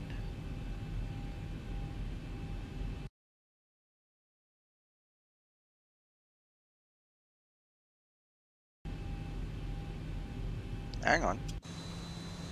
Did it actually take it away now? It's gone. I didn't have to restart. I thought you had to restart. Okay, well guys, let me not disappoint you. Go get your coffee. It says they require scenery reload, so let's do this. Go grab your coffee. I'll wait for you. I'll give you guys 5 or so minutes. I'm just gonna reset my aircraft and grab my livery for today and then change my location. That should reload. Ooh, wrong airport. That should reload everything, and once you guys have your coffee, come back and we'll do this again. Affirmative. I'm going to start with the engines running so I don't have to go through the whole process again.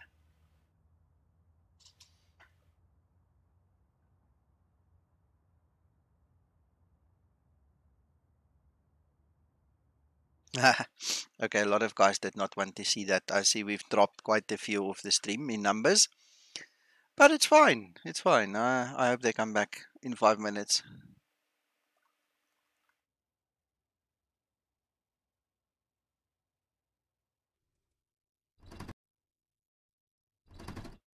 On runway 23, right.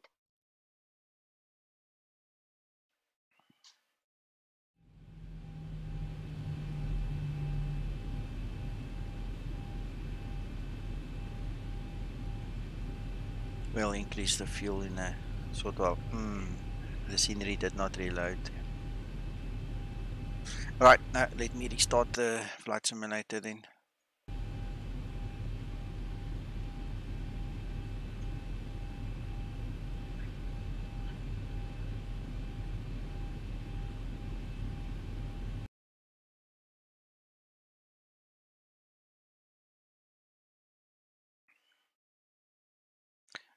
Matho, I'm going to just do circuits at Manchester. I've flown in from Dublin and we tried an auto land and it was kind of harsh. So we've been talking on stream amongst each other here about the runway follow terrain contours that might be an influencing factor and might be a problem.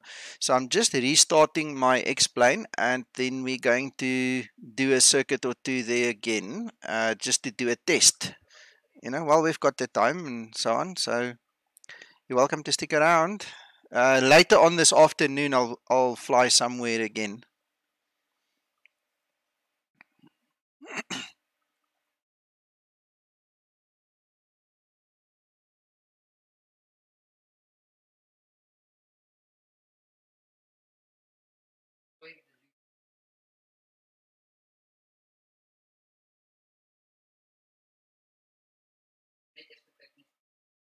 Oh, you are rebooting.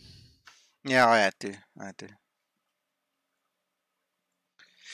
Matho, if you go to my Twitch stream and you look at the very last video, you'll see I did a perfect auto land in Seattle. It was a kiss at 98 foot per minute in the vertical speed at landing. I've also done other tests on Twitch, many of them. 2 out of 5 failed in the one test because I wasn't concentrating, and that was entirely on me. And it just showed me how sensitive it is. You have to be configured before 1000 foot. If you're not configured before 1000 foot, you get this porpoising and yo-yo effect, and it's just crazy. But if you do it like we do it now, you'll see there's no porpoising effect. And the only difference between Manchester and Seattle is the runway follow terrain contours, and this is now the test that we're trying to figure out now. I really want to see if it makes a difference. Tim and Twixter is the same person. So and Cloudybox was here as well. That was last week, I think, or the week before.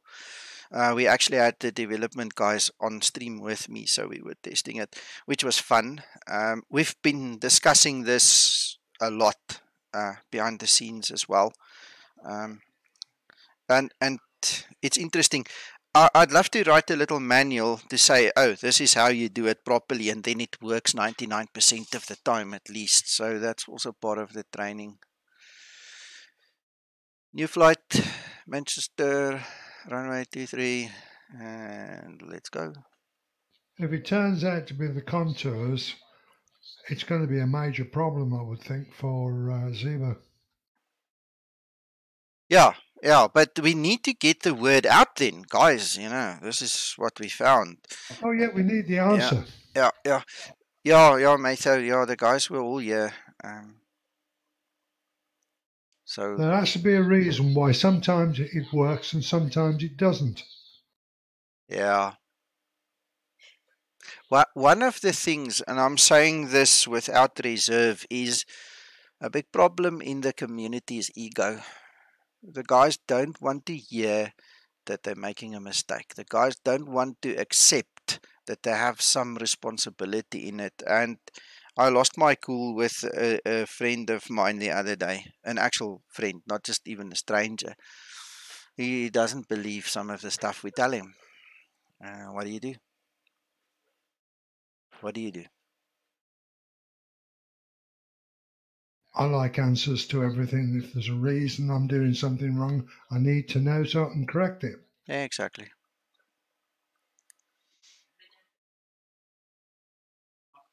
Okay, full. That's fine.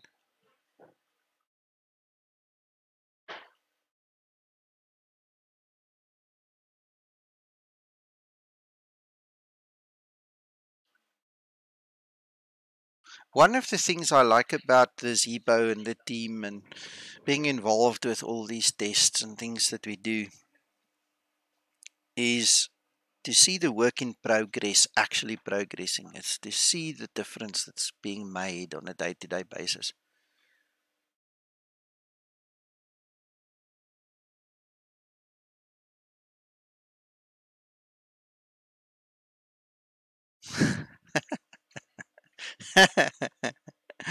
Yeah, takes forever. Reassuring. Yeah. But the haters will hate. That's the sad part of the whole story. The haters will hate. We have had so much conflict in this week, attacks on the team that you guys can't believe. I don't want to go into detail, but it's been harsh. And you think to yourself, we're sitting here, everybody's working for free. And you get people like that. There lies the problem. They forget that. I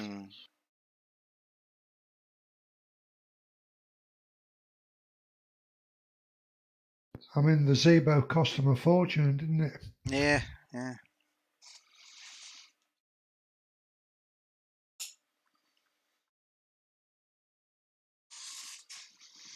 I just want to quickly get my fan switched on here. It's getting kind of hot in this room. Give me a second. Mic off.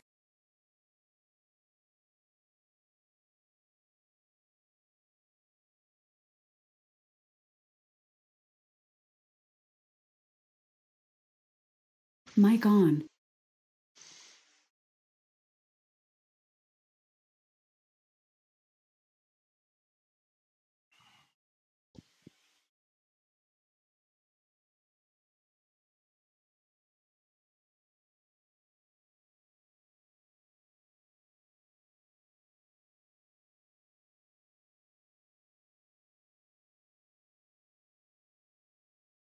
Load your own livery if you can, Nico. Sorry, John, you lost me there. What about the livery? Yeah. Oh, yes. Yeah. I've already thought about that, and then I had to reboot or restart the explain anyway. So it's gonna come back just now.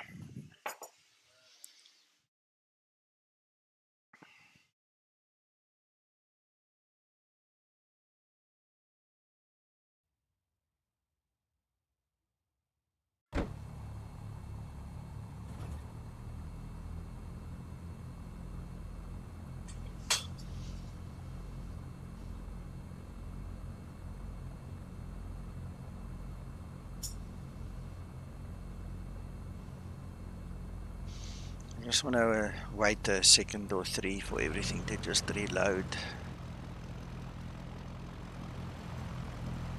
That looks a bit better. That's more flat. Hey, where am I going? Not sure if this will help. And I checked that everything's loaded on mine simply by putting the frame rate up on the left-hand corner within X-plane, yeah, and it settles back down again. that is one of the tests that you can do, yes. But on the right-hand side here at the top of my screen, you've got something telling me this is the live plugin, the live traffic plugin. It says 34 seconds to go, so I don't want to interrupt it. Let it complete, and then we'll switch over.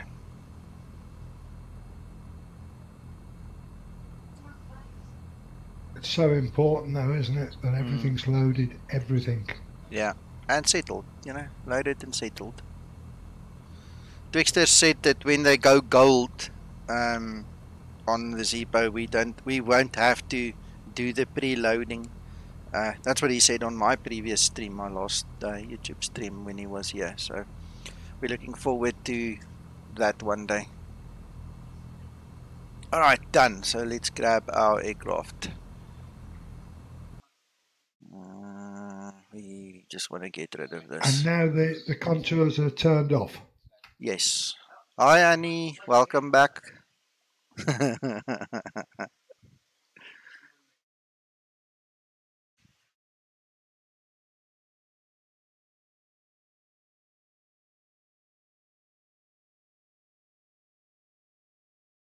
Sweetie's back. Yeah.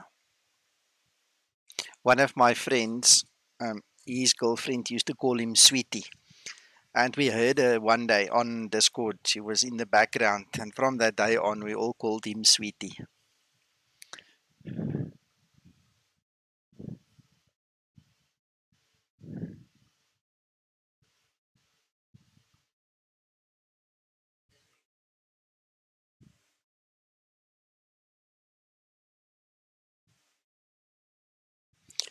Matha, that is the live traffic plugin.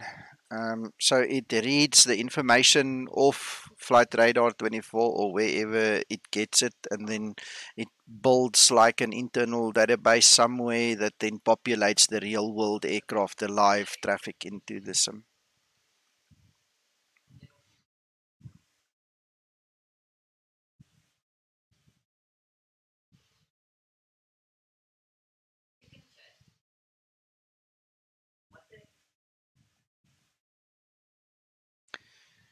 Nope, that was just a plugin. Hello, Felix. Welcome.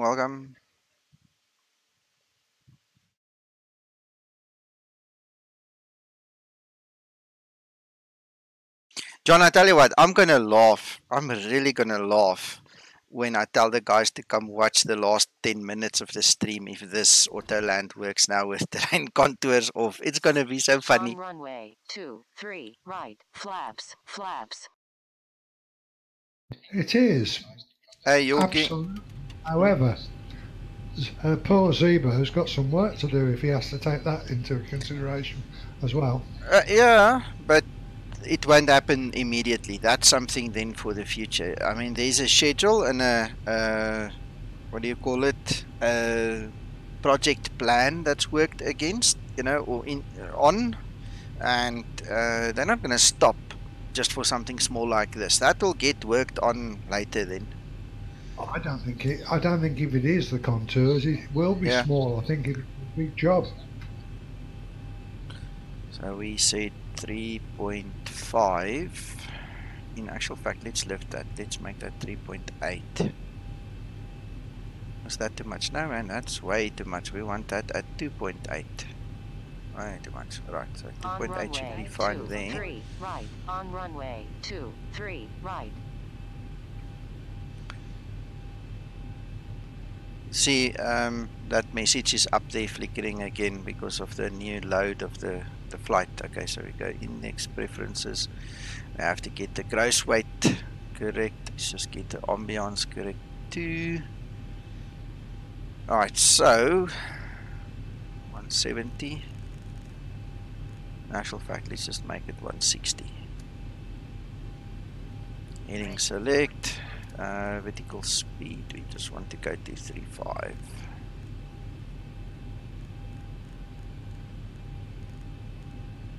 It's 2000, that's fine. We've got in actual practice takeoff flaps 10.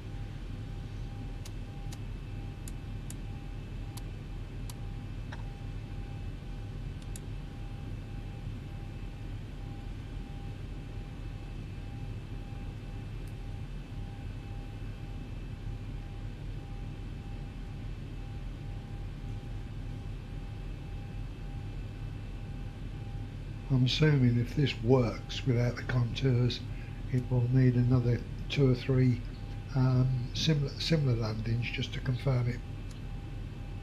Of course, of course. Thanks, Matho. I did miss that one. Good eye there. Good eye. I would have found it in the air if I wanted to fiddle with it with a pilot. So thank you. Felix, no, only the last one in the tract of 11.34. Sorry, you're confusing me a little bit. It's not 11.34. It's version 3.34. RC1 up to RC1.11. So you take 3.4, the RC1 as a base, and then you add RC1.11. In this whole family of updates, you only need the last one because that's the way Zibo made it. Right, okay, the other thing we didn't put in here is the minimums. Let's just get that at 50 feet again.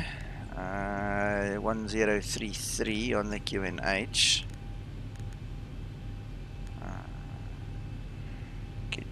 Gas on. Oh, come now. I haven't loaded the new Sissel Cough add-on that actually prevents the zooming. I must still investigate that, see if it helps for me. Alright, so let's get going. I'm gonna push to 90 something percent and take it from there.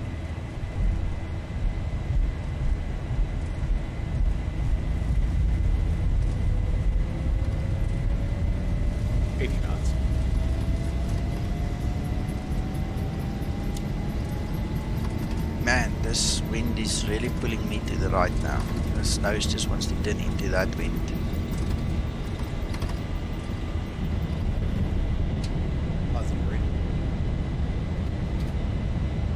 Gear up.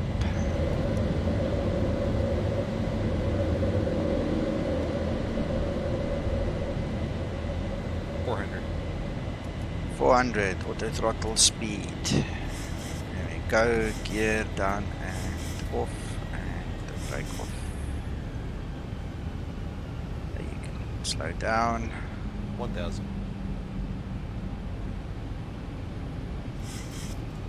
So the AI that you have on the Indy right now, those are the live traffic boys. There is no internal AI in the sim, and there's my livery back, John. Still can't see them, but we'll find them later. Right. Yeah.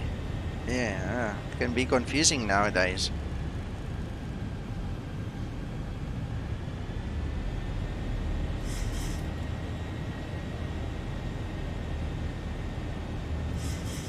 To go.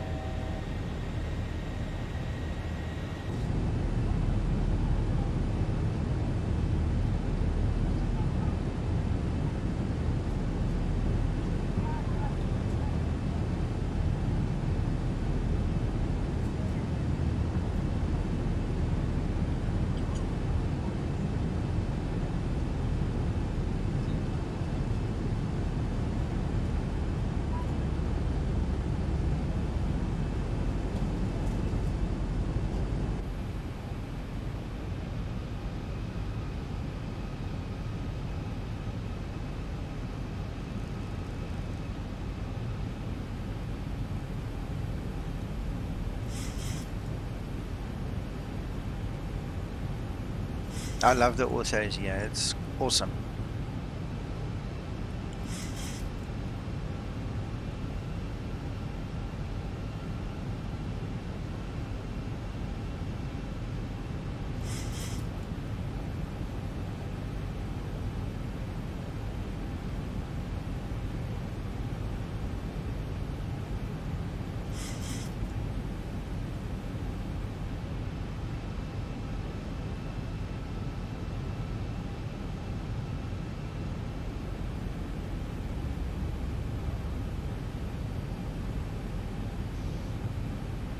Right, so the next step is to get our landing speed at flaps 40 set again.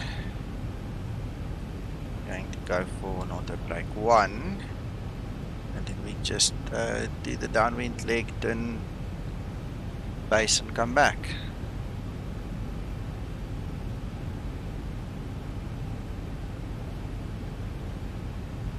That's where we are at now.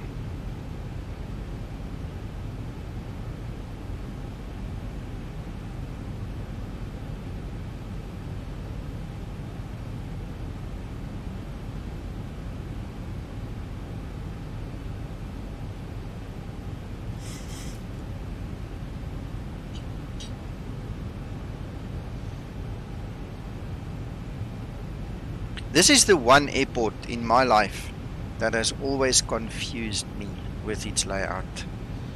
When I look at Manchester, I always expect the airport to be on the different side, you know, to be just on the different side. I don't know how to explain it. It's just like in my mind, it took me a while to actually work out which side the apron is and which side the runways are.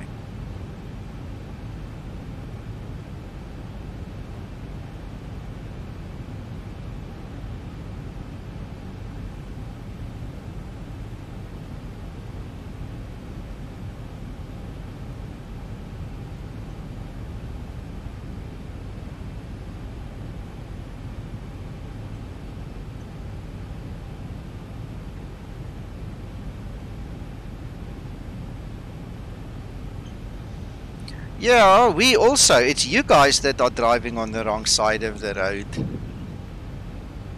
Rubbish. Yeah, the Americans drive on the wrong side of the road. We on the right side. That's what I'm saying, John. That's better. Yeah.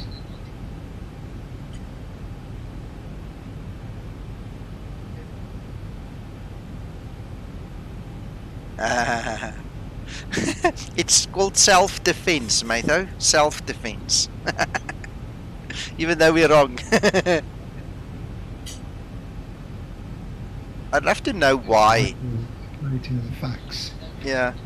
I'd love to know, you know, when the guys made the decision, who was the idiot who was second? I'd love to know, you know, who was right? Who was the first guy driving on the right side? I presume the right side is the right one, because thinking back, I don't know. I'd love to know who was second, you know, because it's stupid. Why must there be two systems? The US is a new country. Well, between Henry Ford and Carl Benz, I don't know who was first. You know, did it happen similar time? You know, I don't know who was first. Somebody had to be first.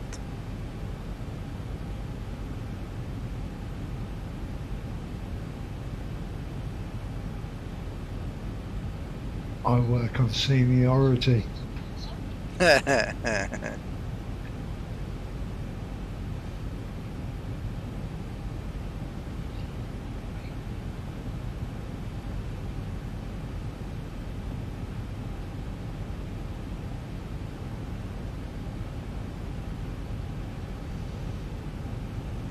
turned a little bit closer on the downwind, so now at least I've got the magenta ball for the glide slope there to guide me for when I need to start turning again.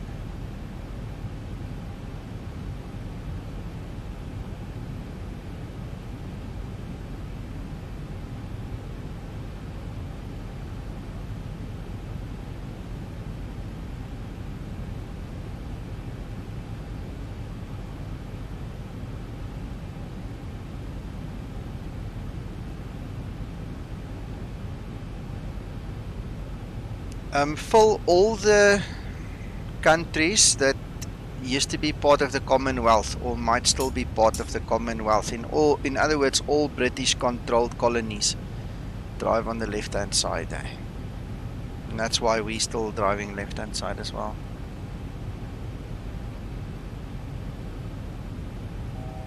Felix, if I have to fly from this seat now, from the co-pilot seat, I'll go crazy.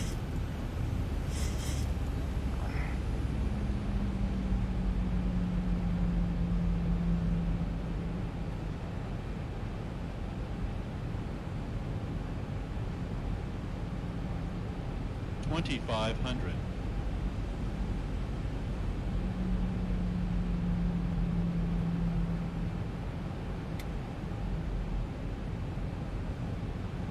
It begs the question, why do you fly on the right-hand seat in helicopters?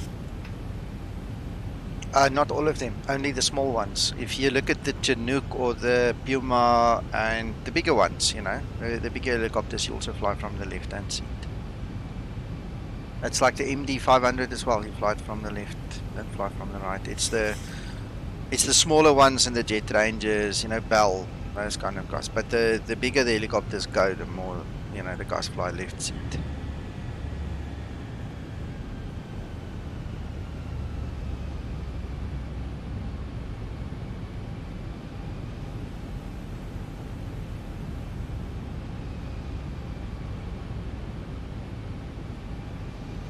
Right, so let's turn. Pull up, pull up, pull up, pull up.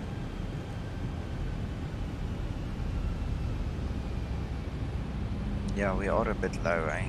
But look at the ortho. Wow, look at that definition.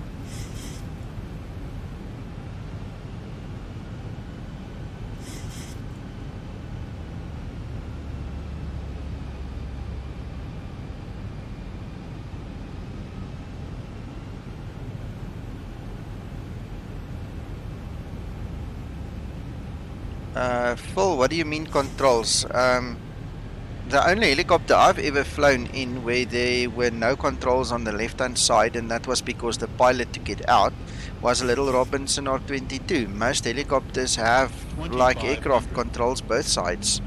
So it's a question of you trying to fly left seat and you just stick to it. I don't know who determines that. George, no, this is my own homemade orthos that I'm using here, Ortho for XP.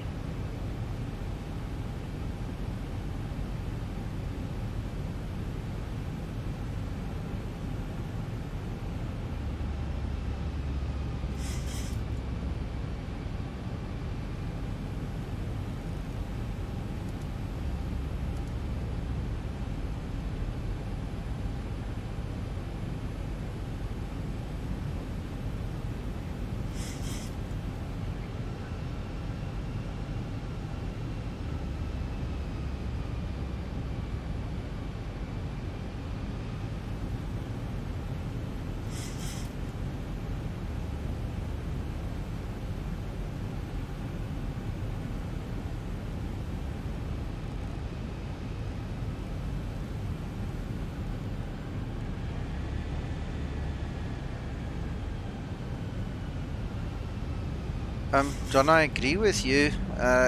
If you can make orthos and if you can have orthos, you'll never want to fly without them. It becomes like an absolute necessity. I feel weird. I still have areas in the world where I don't have orthos because I don't have enough disk space, but I've got about 6 terabytes worth of orthos.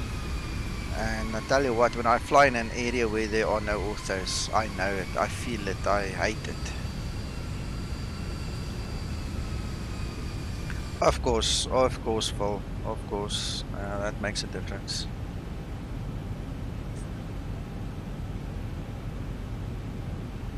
Right, so we're on that localizer. Let's change our view again.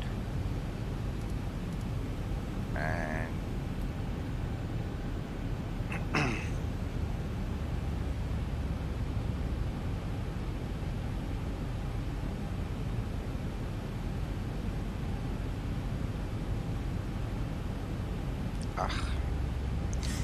gone too far.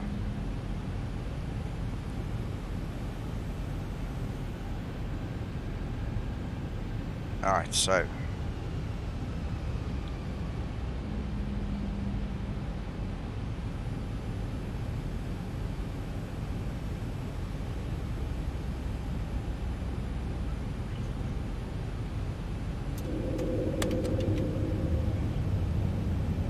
get down, flaps 15.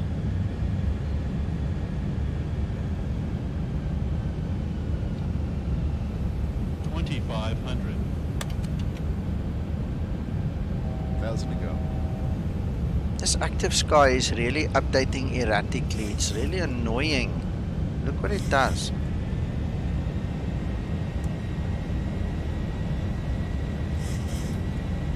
I actually saw it update just now. There we go, going crazy. Go down, you fool. Now it's missed the ILS. It's forced to miss the ILS there. Let's go down. Are you using the beta? No, this is the full SP1.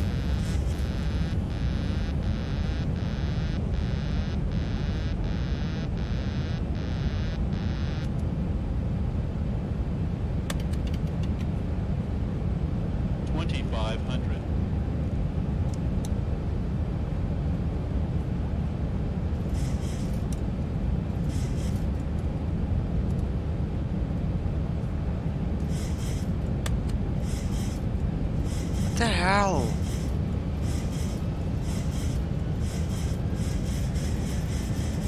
Why? So just trim this manually. It's ever since that active sky update, this thing has been going crazy now. It's just not where it should be. Yeah, it's definitely wind shear. It's like a digital wind shear, exactly. Let's give it one more try. If it works, it works. If it doesn't, we'll try again.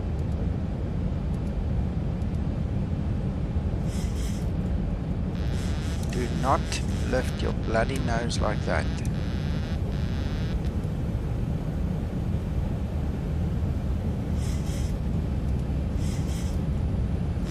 The moment I click the approach button, it wants to pitch up, pitch up, pitch up. So let's maybe try get it into a different position.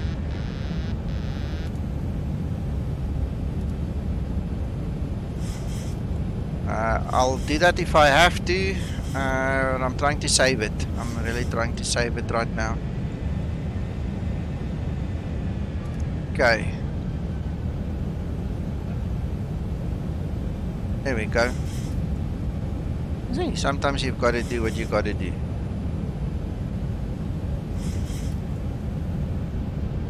Matho, the moment Active Sky updated, it started behaving erratically. It's the first time in my life I've seen this. Oh yeah, definitely. Some guys are gonna need some new clothes now.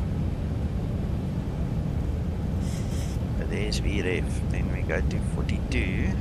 VREF +5. Both channels on. Auto brake and speed brake on. Gear down 3 green. Alright, we're ready for this. Alright guys, hold thumbs. Let's see if the terrain contour is actually even a factor to think about.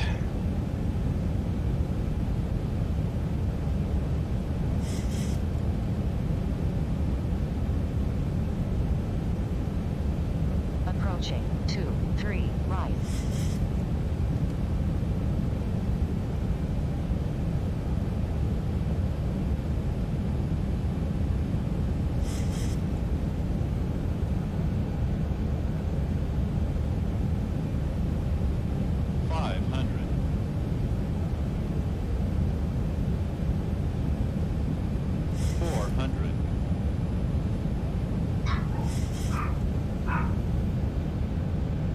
This is interesting. Not one of the previous approaches it did this porpoising yo-yo effect, and now it's doing it.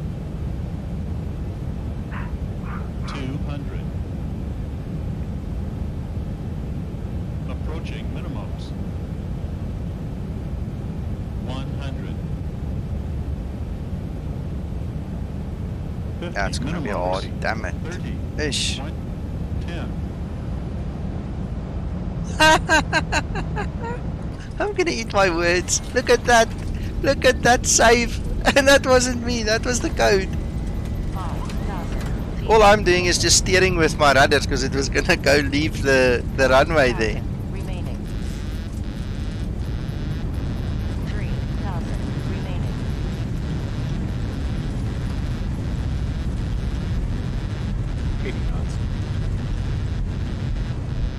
That has left a massive big question about contours. Yes, yes, yes.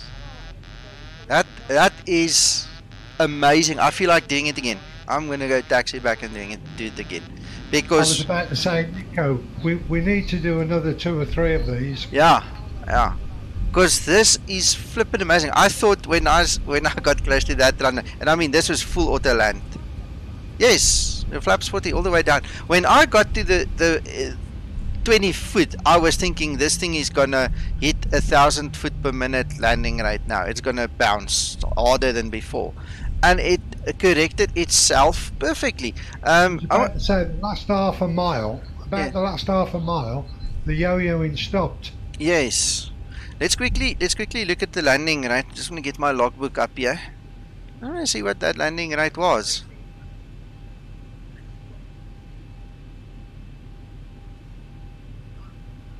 It has to be 40 flaps all the way down. Yeah. 116. Look at the difference. 558, 561. Yeah, that was my auto land in Seattle. You see there, guys. I flew in from Sacramento, 102. Alright. That was the previous 2 from the earlier part of the stream, and this was the current one. And the only difference is runway contours off. So let's go do it again.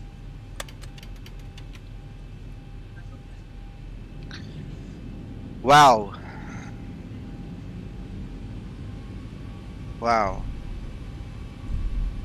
If the experiment continues, at least we found out what the problem is.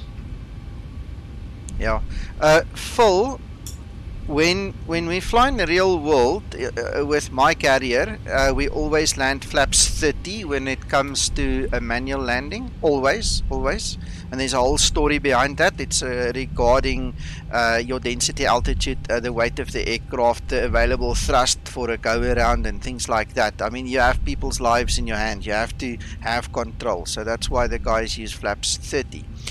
Flaps 40 is the preferred one for an auto land because it just makes the calculations and the speed easier. Okay, so flaps 40 obviously for a very short runway is true, but there are again these conditions, you know, when not, and so on.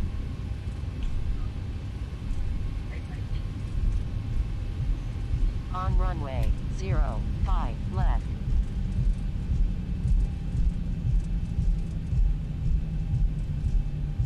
I'm actually excited. I'm actually very excited. I think we might have found something. Let's do another 2 or 3 just to confirm. Of course.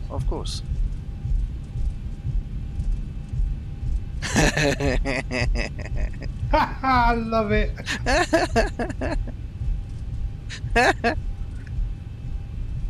No, there's always room for more. Always room for more. I knew I had to go on a diet. I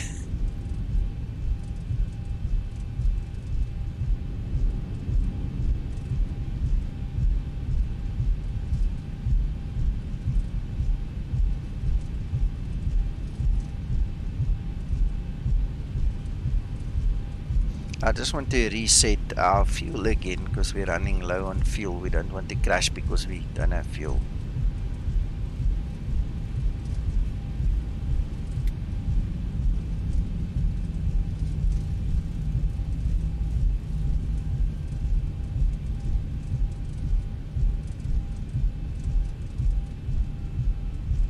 I better check this QNH. With that active sky changing, it might have changed the QNH. Nope, still 1033. Yeah, still 1033.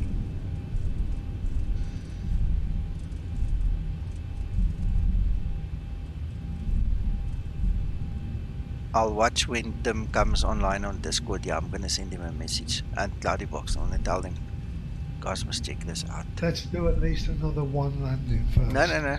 We'll do another 2. We'll do another 2. I'm not lazy. I've got time, so I'm gonna do this.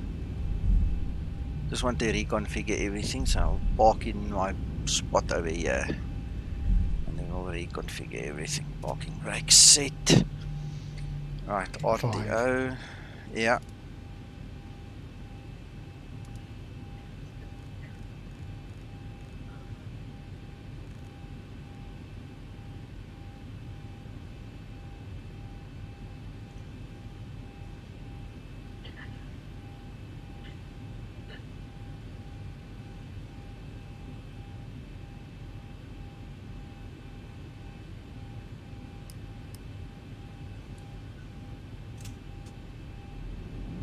Let's go.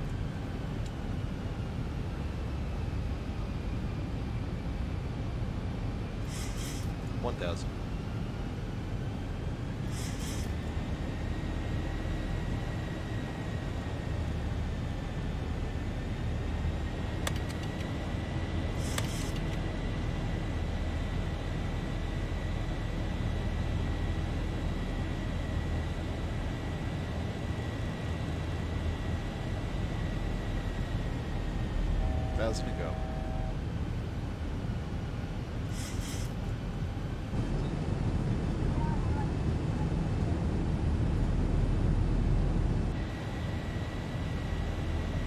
I'm just thinking out loud here. I'd love to go and do tests like this in a real 737-800. This must be so much fun.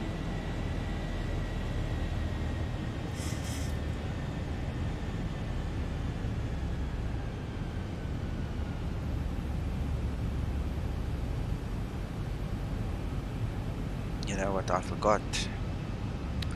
I forgot to put the weights. That needs to be there. You need to be there.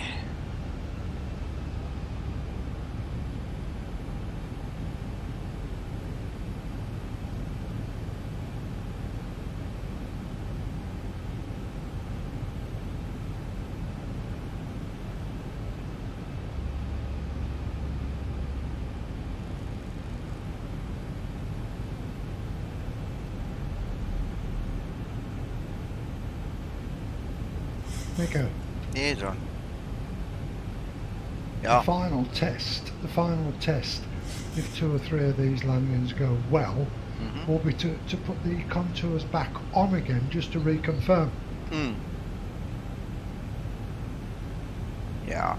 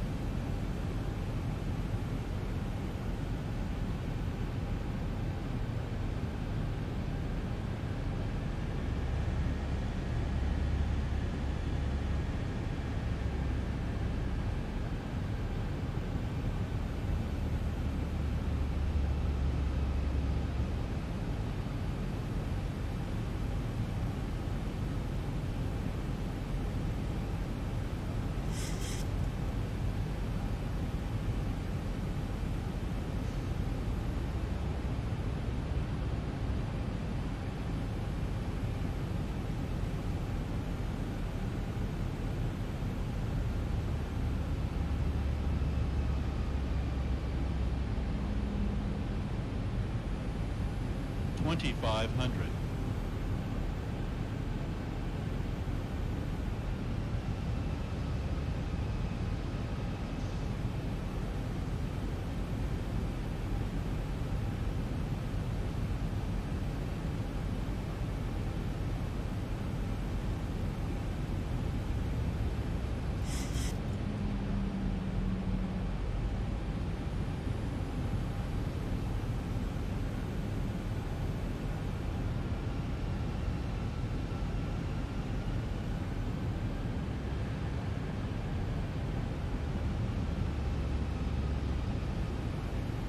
Oh, look, there's an airport right here next to us. Wonder which one that would be. Look, now it lifts up again. It's like active sky changes. Something changes in the weather here. I initially thought it was me touching the trim wheel because that happens a lot and it has the same effect. But it's like there's an altitude difference that comes into play and then it pitches up violently, eh? Weird. Weird. So I didn't touch anything now.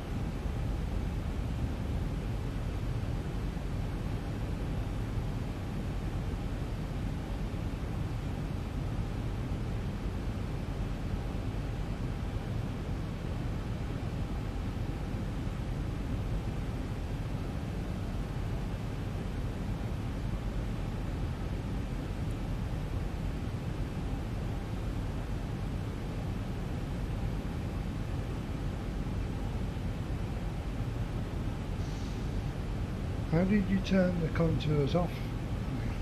You go to your general explain settings. There's a checkbox. Phil, there's definitely a barometric pressure change in this area. Definitely. QNH on the primary flight display remains the same. Everything's the same. But there's a barometric pressure change in the sim. And then it goes haywire.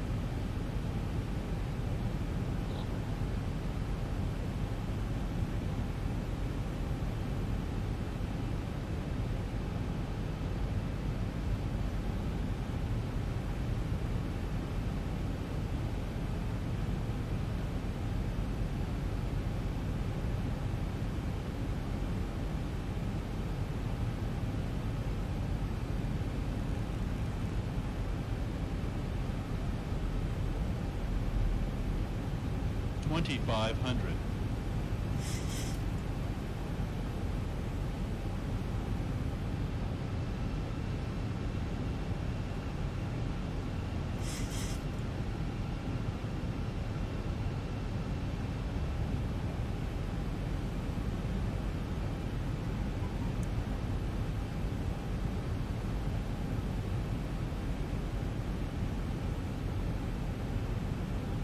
Yep, yeah.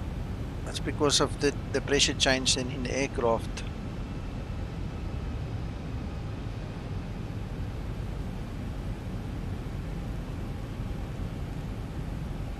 $2,500.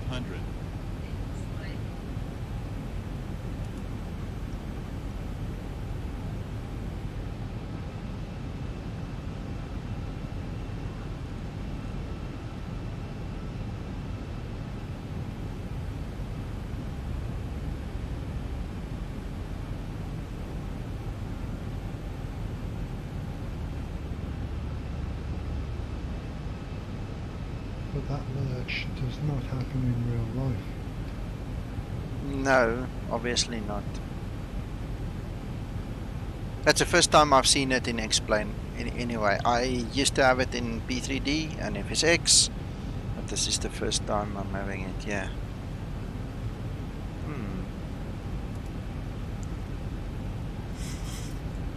1,000 to go.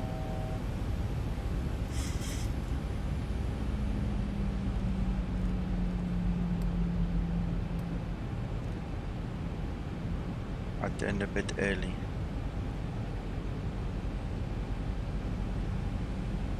Alright, that should put us on a better intercept path there.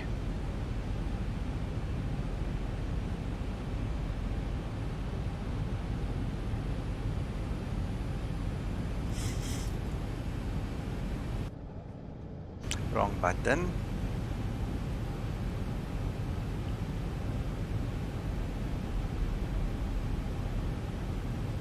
Right, and approach and second channel on. Alright, so let's run through this. Speed brake is now armed, Matho. Auto brake is armed, and once we are level, I'll go for the gears and flaps 15.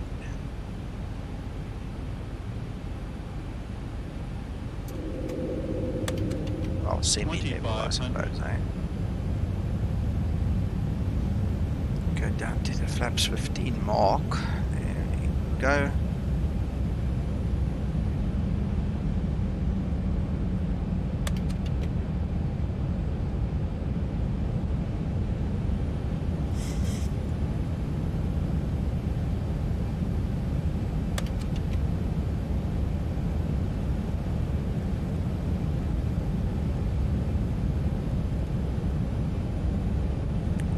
Plus 5, flaps 14.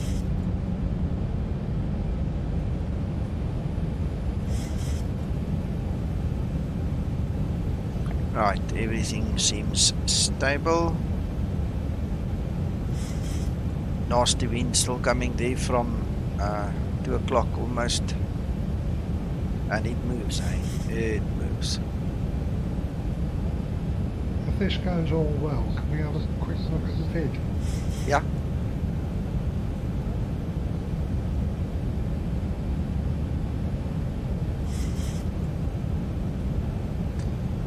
Good morning, Sentinel. Welcome to the stream, buddy. Nice to have you here.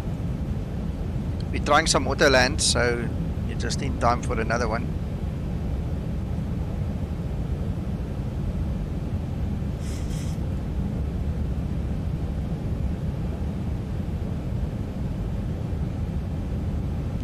Land 3, rollout and flare.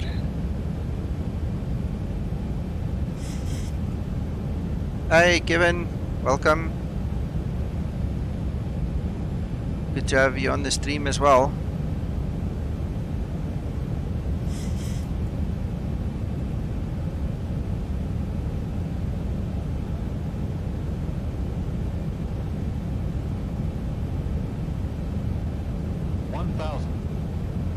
Feet stabilized, Mr. Birch, altitude set.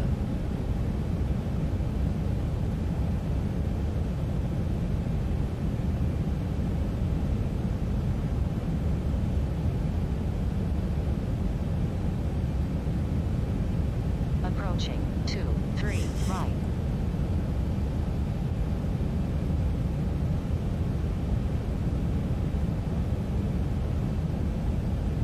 Man, that is stable thus far. 500.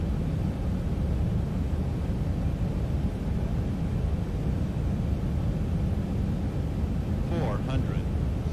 I'm just getting my feet back on the rudders here because we obviously need to steer when we hit the deck.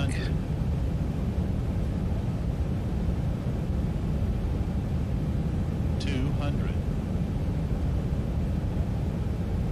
Approaching minimums. 100.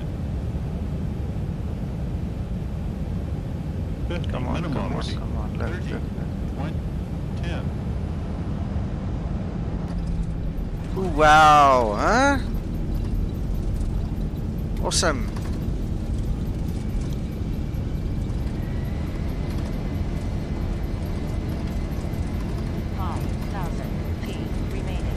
Reversers then full power, you idiot.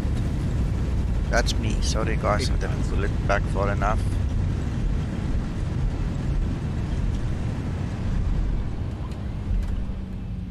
Have we found the problem? Well, there's one way to find out. Let's restart X-Plane, switch on this flippin' contours and try again. Agreed. Can we just have a very quick look at the vid? Yeah.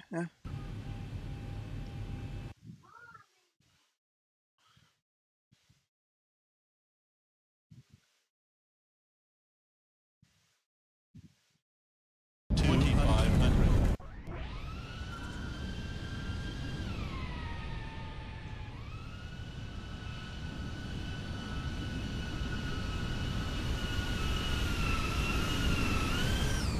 Just want to get the landing point and then we'll replay from there so we can actually see it nicely.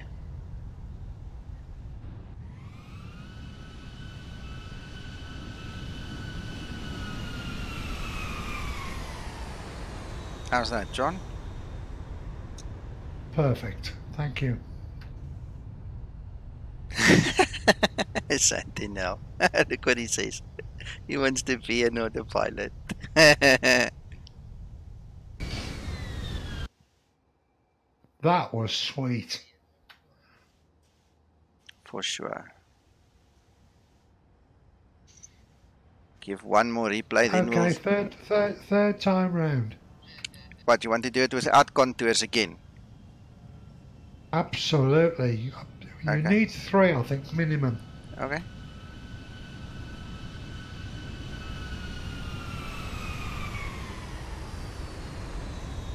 Man, that's soft. The right wheels went down first. That's why it pulls a bit to the right and I have to kick the rudders there.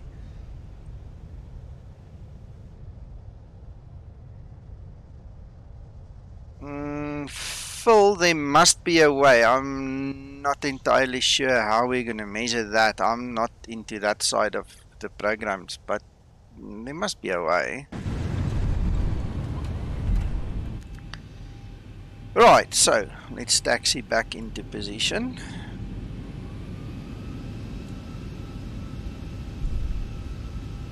I'm reasonably confident we found the problem. Yeah, and you know what? It's something that has never crossed my mind until this very moment this morning. I never, for the life of me, thought that that would make a difference. Thanks, Liam. That was Autoland, my friend. That was a perfect Autoland. Let's see the rate. 215. Oh, you didn't even know the difference between 1.6 and 1.5 there. The 200 and the previous one. That's sweet.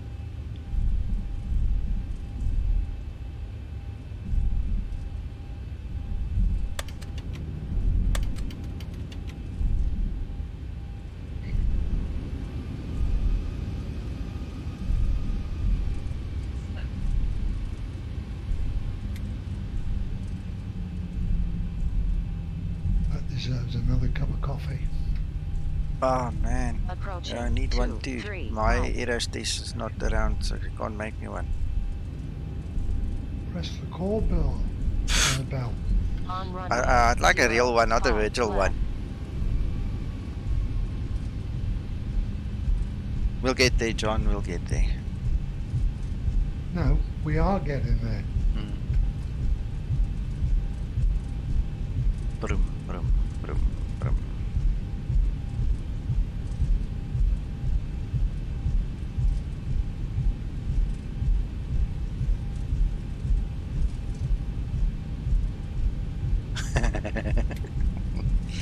Phil, the reason they float is exactly the runway followed terrain contours. If you switch that off, they won't float. You'll all be on the same level. The thing is, I like my runways to follow the terrain contour. I like the ups and the downs, the hills and the valleys. I like that. I mean, if I have to now switch it off just for auto land, guess what? I'm not going to do an auto land again.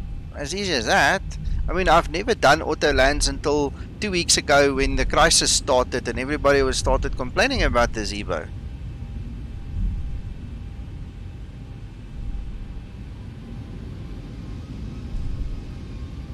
I'm going to have to practice my manual landings again after this. I'm getting too used to the auto landings. I'll do a few offline before I show you guys how I land again. Alright, so we're going to have to put some fuel and we're going to have to configure everything again and then we get going.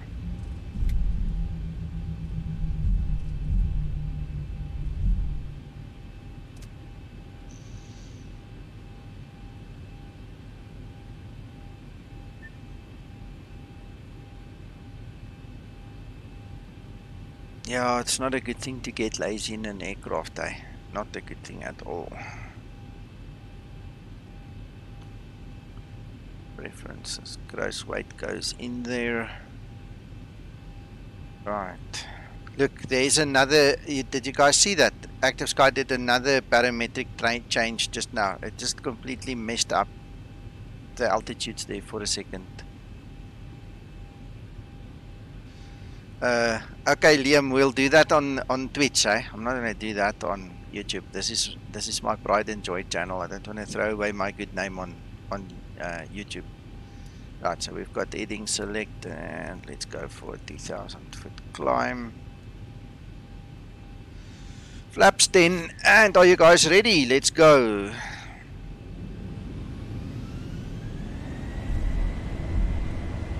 Okay, Phil, we'll do that one at some time in Bristol. Help me remember, John. Bristol. We'll take up that challenge at some point in time. Test 3. Ooh, look what I never did.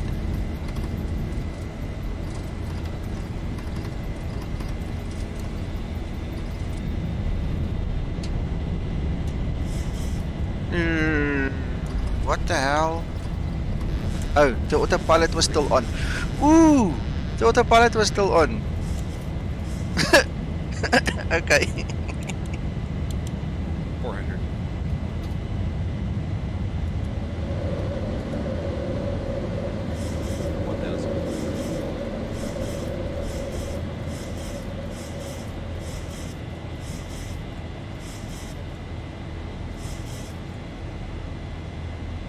He needs coffee. I need, yeah, it's flight fatigue. Yeah, that's a good way of describing my stupidity. Thank you. That's very good word usage there. And yes, I do need coffee. That's for sure. 1,000 to go. Why is this thing not listening to my speed controls? Come on. Speed. Off. There we go. It's listening now.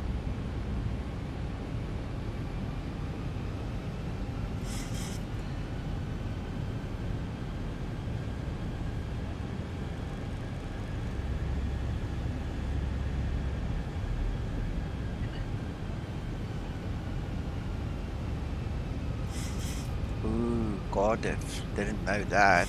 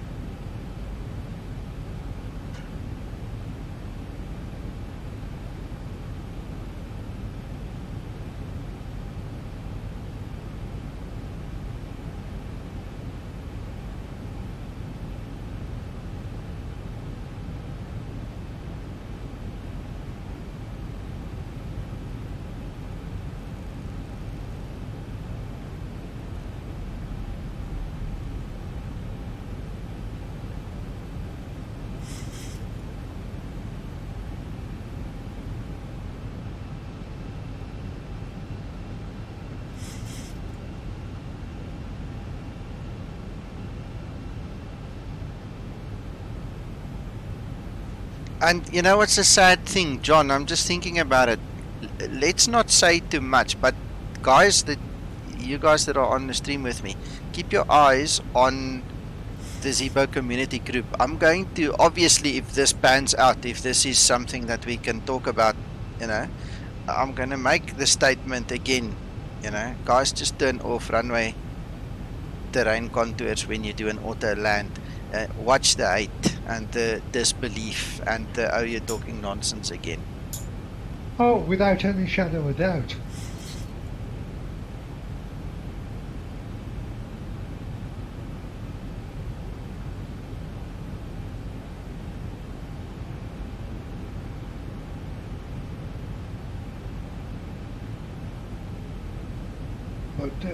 But do take on board that it's only a minimum, and I mean a minimum amount of people that do that. No, of course not. I don't mind. It's irrelevant to me. The thing is just always when you make a profound statement of truth, how the disbelievers, you know, all the Thomases comes out the cracks. Ah, no, it doesn't work that way. Yeah, because they're the professors. Yeah.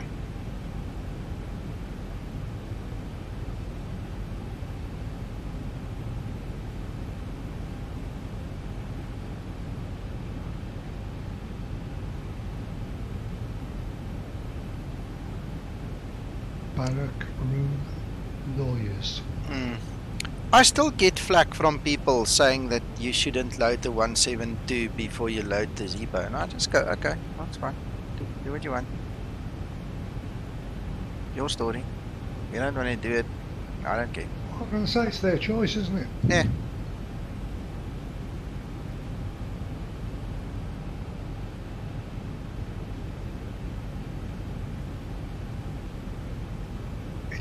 Zibo is still in progress. It is, but there are rules that you could follow to make your life easier and to actually make the Zibo work. Okay, if you don't want to follow the rules... The tools are there. Yeah.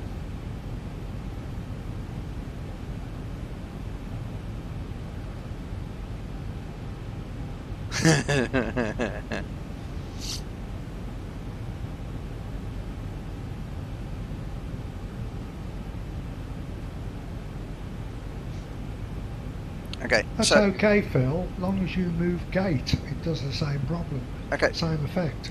But also, remember Phil, his explain is vanilla. Okay, he doesn't have much add-ons. Alright? So this herein lies the truth.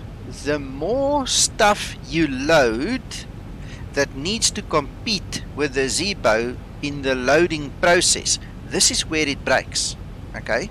If I come to you right now and I've got a pint of beer and I say to you, open your mouth, I'm going to shove it in there as fast as I can, you're probably going to drown because there's too much for your poor little throat to handle.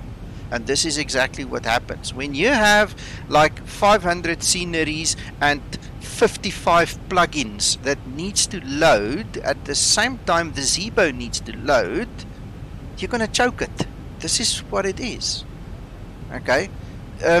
George, I'm trying to explain it now. So what you need to understand is the Zibo is not an aircraft. The Zibo is a bunch of scripts that upgrades the default 737. So you've got the default 737 sitting at the bottom, and on top of that you've got a whole bunch of scripts that needs to be loaded, which is the Zibo mod.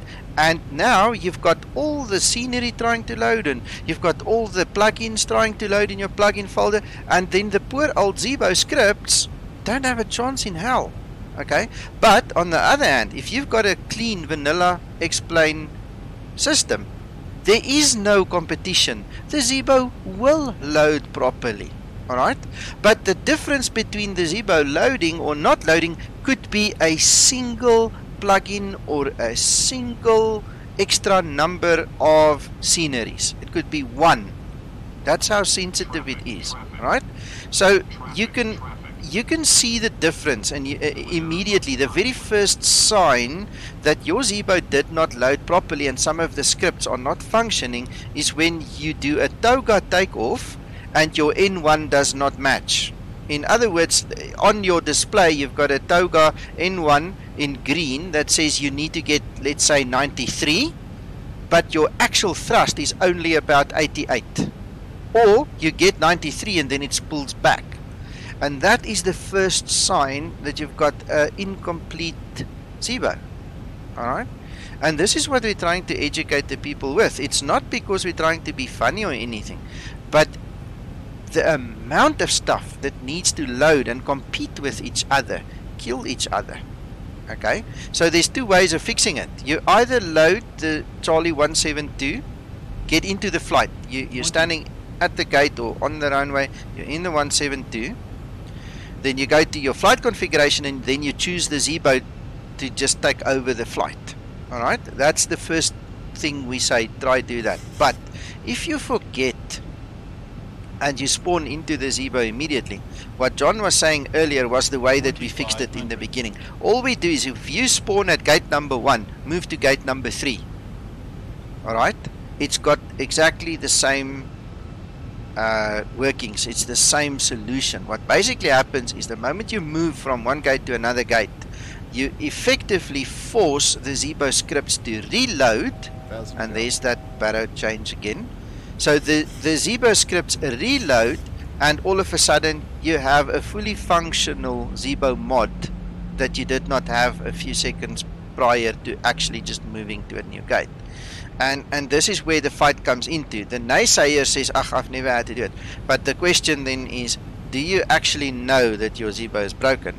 Have you got the experience to know what to look for and what to look at? And how sure are you, apart from your ego, that the Zibo mod is actually running as it should? And now I'm talking too much. We're going to overshoot this localizer. Damn it. Sorry, guys.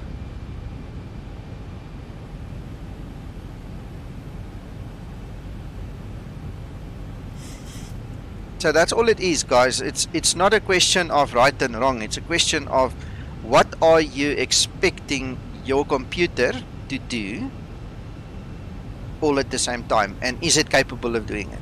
Because you can have an i7-900 series processor that is so fast it doesn't care if it loads 500 sceneries or the Zibo at the same time. It can handle the computations. But a lot of guys don't have that raw power, so you've got to compensate. Man, I'm sorry, we just went over that thing too fast.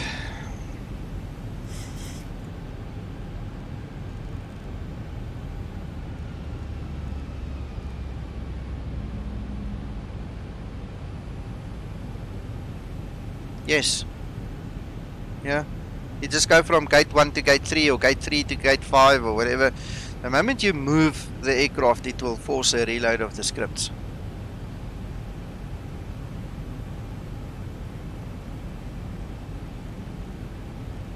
What annoys me is you get people coming on complaining this is and that's happening, and then from experience you tell them how to resolve that problem and they ignore it. Yeah, they don't want to listen. I've had guys, you know, I am a member of almost every explain group on Facebook, and I've left the other Zibo groups because I can't handle that. It just drove me insane. So I'm only sticking to one Zibo group, which I moderate, right? But the others, I mean, it is amazing how the guys come. They come and get the information from our group, and then they go and talk behind our backs. That's the other thing that really kills me. Why do that? Why go onto another server and not have the balls to tell me in my face, listen, so and so, or whatever the situation might be? So long as you don't take that personally, because you've got people that will do that come what may anyway. You'll always have that element.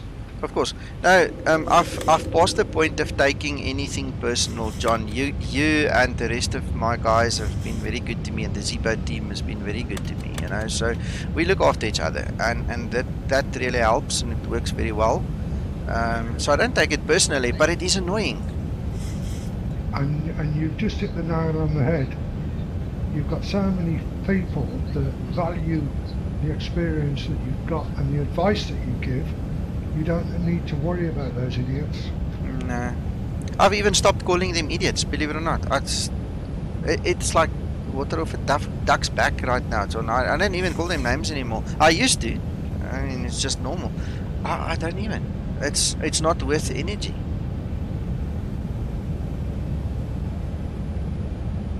I've said it on more than one occasion. Our forum has to be one of the very best. Yeah, I agree. I love it, eh?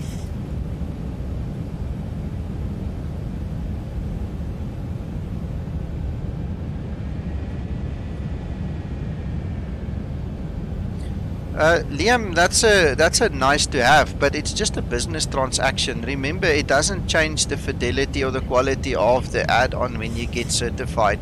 There are some other worse case scenarios that have actually got certification. It's a business transaction. They simply paid an amount of money to get the stamp. That's all they did. It's not because it's good or bad. It's just a transaction. So I don't even care about that. Look at the wind, look at the wind. And there's your big jump in the barometric pressure again. 1,000 feet, stabilize, missing approach altitude set. Look at how the Zibo compensates. Yeah, but it's trying to compensate. That's the nice thing. It's trying to compensate. So we've had the barometric change thrown at it by active sky. We've got the wind changing direction a couple of times. It's like a little. There we go. It's just changing a little bit. Not so much this now, but it's like a bit of a turbulent approach, and the Zibo still holds it.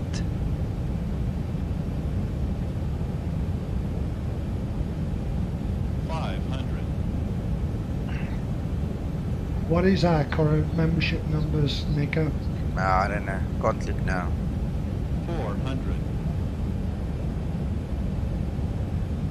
I think it's almost at 5,000 already, within 100 or 2. Okay, let me get my feet on the rudders again. Approaching minimums. 100. 50. Minimum. 40. 30. 20. 10.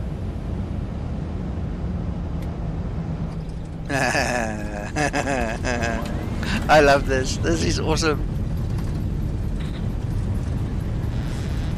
This time I'm disconnecting autopilot quick. 80 knots. Facebook full in the Zibo community group.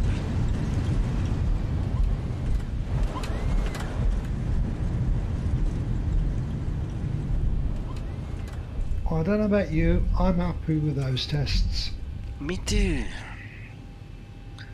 This is awesome. Okay, so let's turn back the terrain contours. But this time, guys, I'm going to mute my microphone and I'm actually going to fetch myself some coffee. As you know, it takes a while to reload, so I suggest you guys do the same. And then we'll meet each other here shortly. Affirmative. I'm not going to stop the stream, so I'll keep it running in the background so you can see how far we're at. Thanks, Yorkie. Thanks, Phil. Yeah, I'm so happy now. I can't believe this is the outcome. So let's see what it does with the terrain contours now. 4,774 members. Fantastic.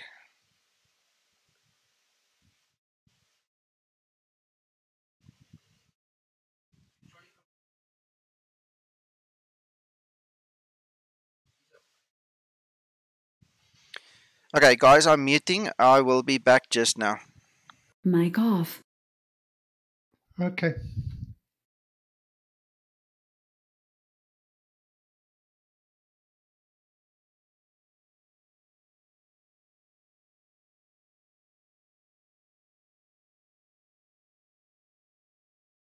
And I'm guessing that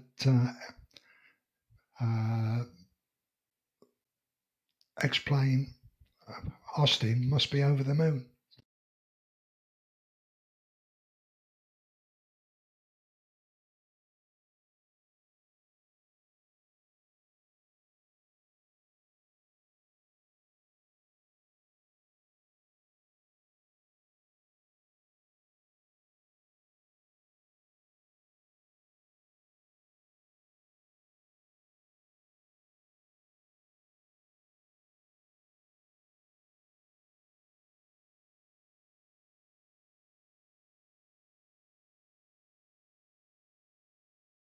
I know for a fact that I've got friends that have moved over from Flight Sim X over to Explain because of Zibo.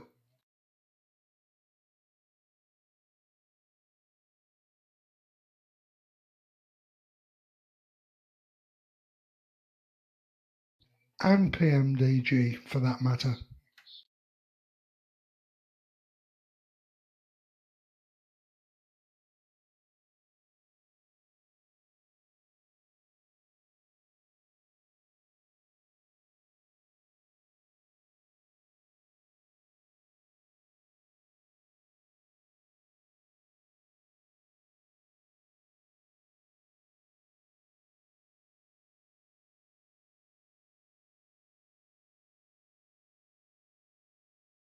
I go back to Explain 4, can you believe?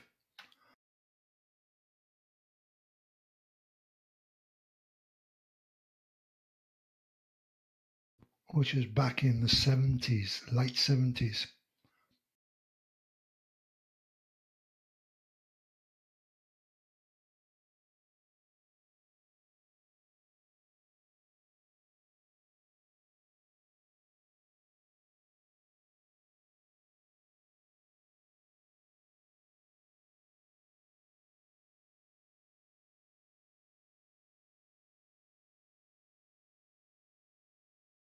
It's come a long, long way.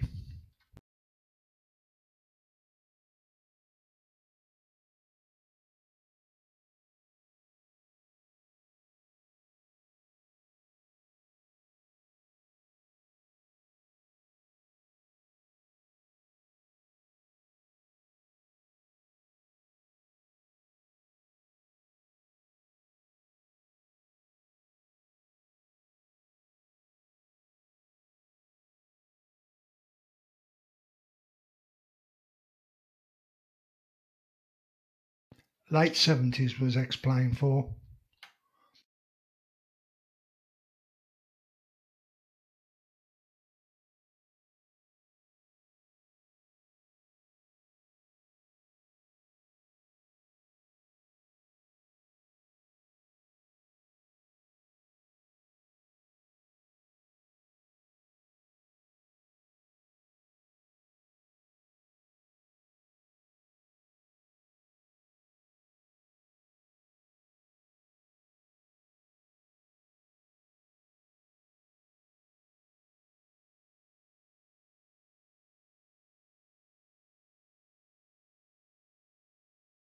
I stand corrected if I'm wrong.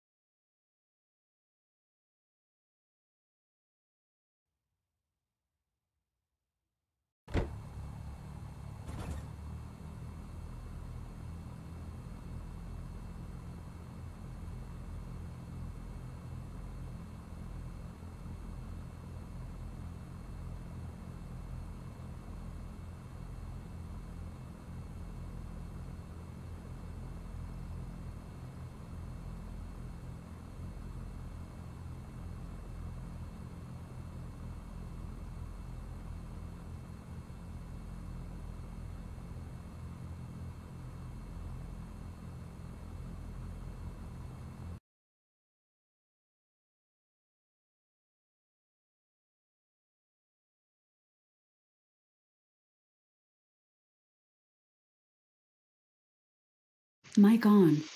Okay, guys, I'm back.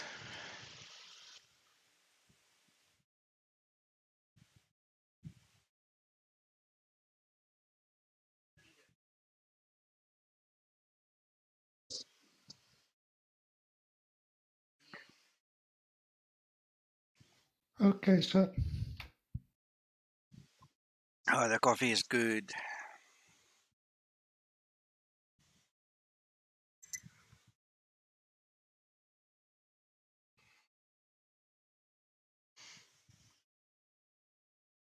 Yeah, full thanks. Thank you.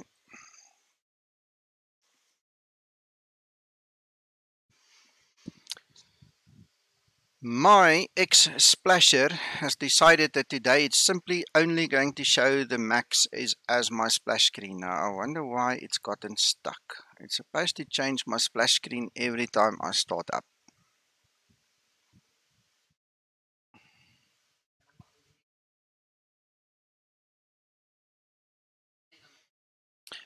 Guys, Zibo flies the Zibo in VR as well. Apparently, from what I've heard, he hasn't told me personally, but from what I've heard, he is absolutely crazy about it. He loves it. And so has everybody else that has tried it. I have not tried it yet. Maybe one day.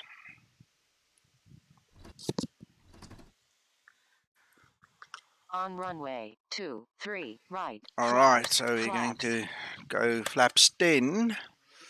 Let's get the current QNH. QNH has not changed. 1033.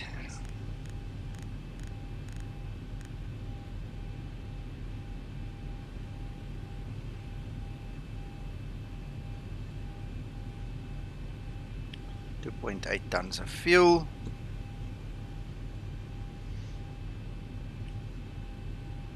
Confirm everything's the same apart from contours. Everything is the same. The only thing I changed was I switched the contours on.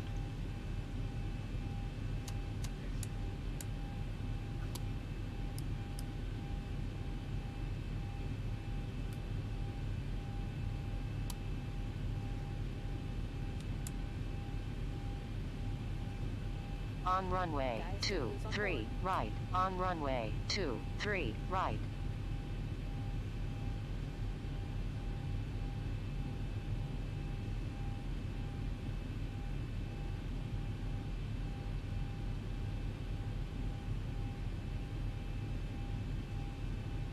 Right, then we need to set the weight, because the calculations cannot happen without the correct weight. That's one thing for sure. RTO, flight director 1, flight director 2, 170, 232. We're gonna do, I need to go to 35. Amazing how distracting it can be when you look at it and you want to change something else. Alright, so we've got heading on, vertical speed. Fuel loaded? Yes, sir.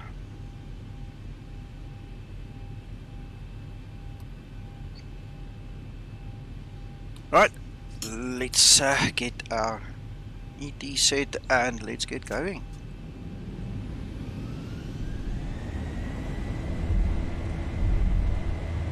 So you can already see the little hill that we have to climb over here, and then it's gonna flatten off. And yeah, hump. Yeah, big hump.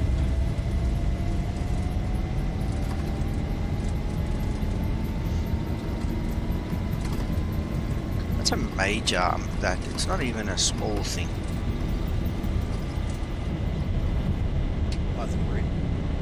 Get up.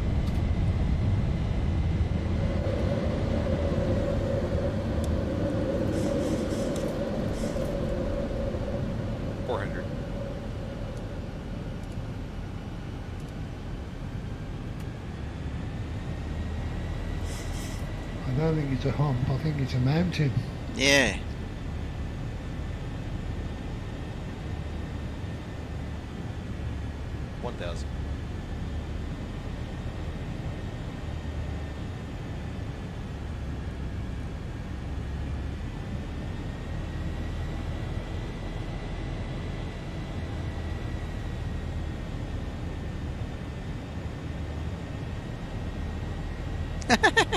Phil, you will have to close the door. Keep the cats out.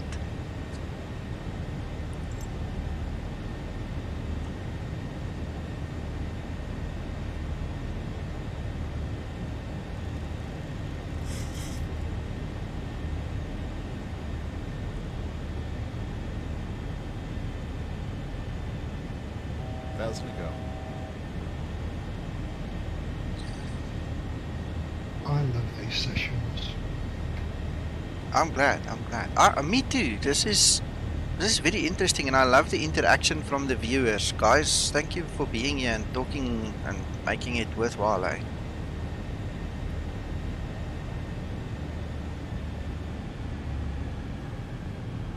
Definitely. I love my contoured runways, and like I said earlier, if it means I cannot auto land because of them, then I won't auto land. It's easy as that. I'm not going to change that just to get an auto land going. I'm used to thousands and thousands of landings without auto land. I really don't need it.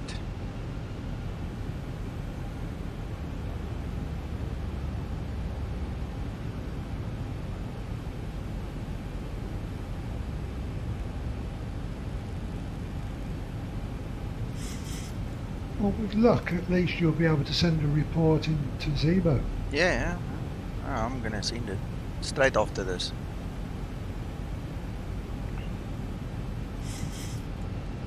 Thanks, George. Will do.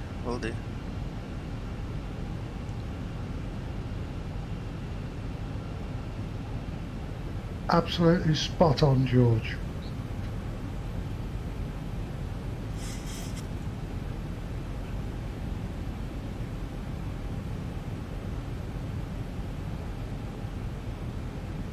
Because you're never going to stop them. No.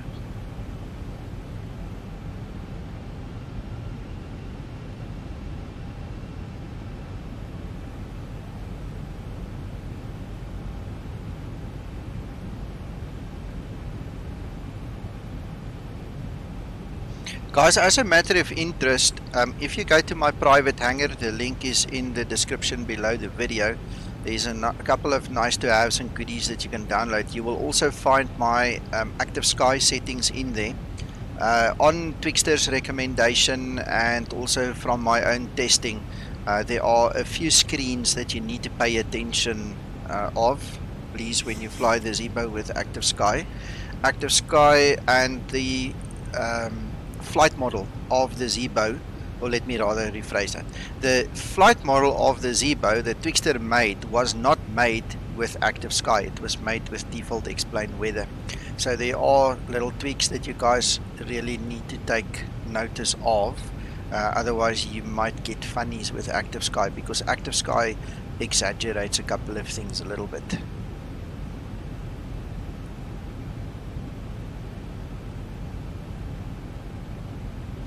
Yeah, George, I got upset in the beginning. I really got upset with the treatment I got from some people, the lies, the accusations, the unfounded lies and crap. And like I said earlier on the stream, I don't let it bother me anymore. It's hurtful for a couple of seconds, and then I take a deep breath. I just shrug it off, because there are enough good people that's got my back. And even the last guy during the week that was nasty on the group, it took a couple of minutes and then someone else came and shut him up. So I don't even have to do it anymore. It's not my fight. I'm in it, but it's not my fight.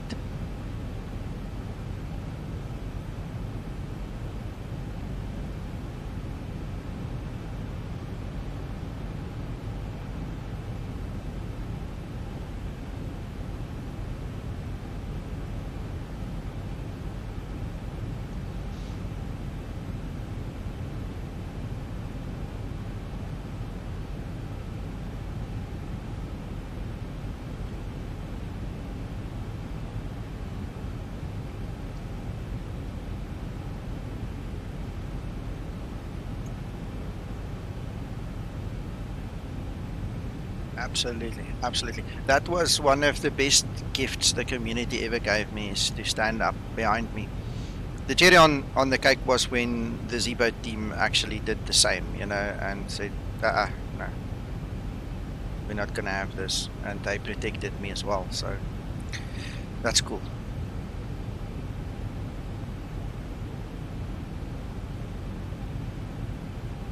Good morning, Norman.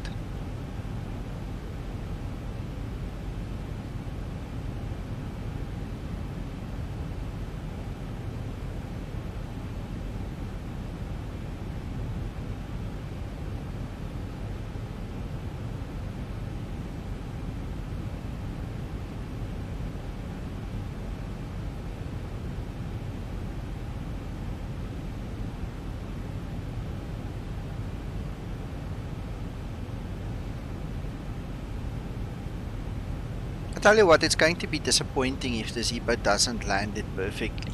Alright? Stop it. No, listen carefully.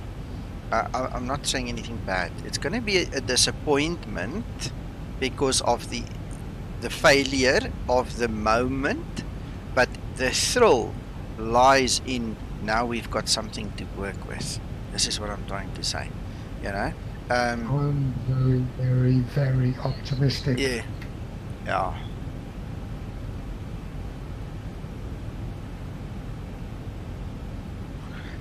Okay, I haven't done the minimums and I haven't set up the V speeds.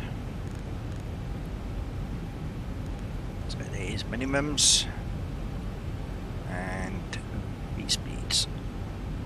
Alright, okay, so we set. I don't want to turn too soon again. I caught myself a little bit earlier, so we'll wait until the little magenta ball goes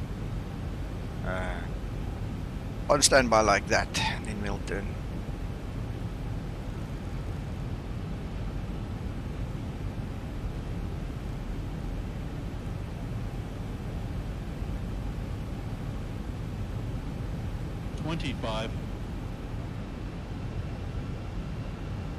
Oh yeah, oh definitely.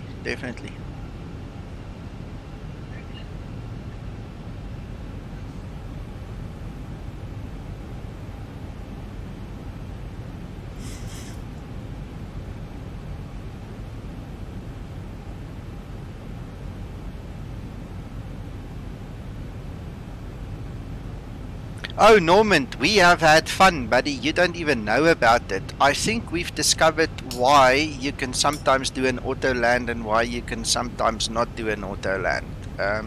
So this is what we're busy testing now. The stream's been running since 800 Zulu.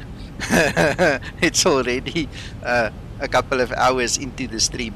But we're doing some testing here and we're excited, man. We're really excited. Cool, George. Yeah, just watch the teeth, mate, and don't put your tongue in between. I mean, if we eat hard, you don't want to bite yourself. Brace.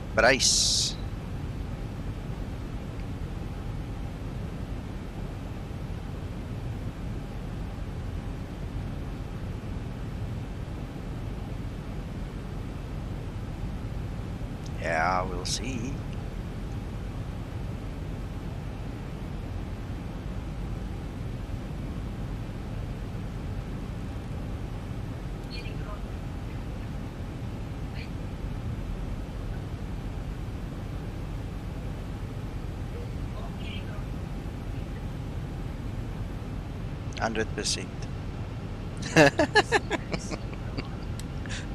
We'll ask one of the sexy aerostesses to come and help you search for them later, George. It'll probably make it worthwhile looking for them.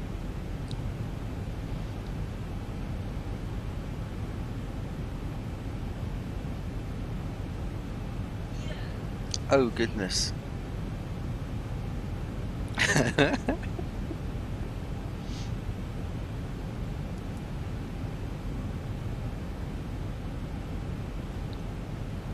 To go.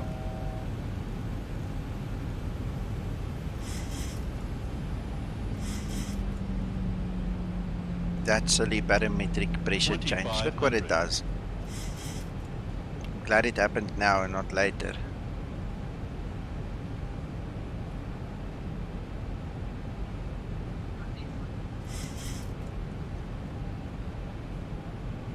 Okay, but now we've got a problem with the localizer.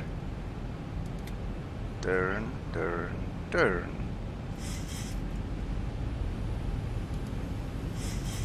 That's better.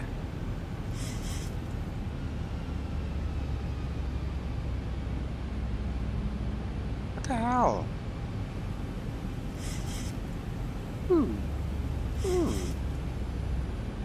Alright. Stay calm. We British, we American, we South Africans. Just stay calm. And all else in the middle. Yes, you can, but I've never done that.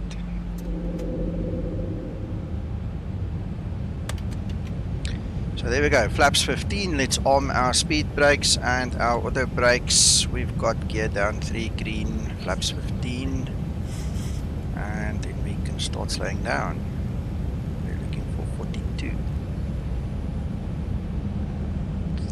32. Right.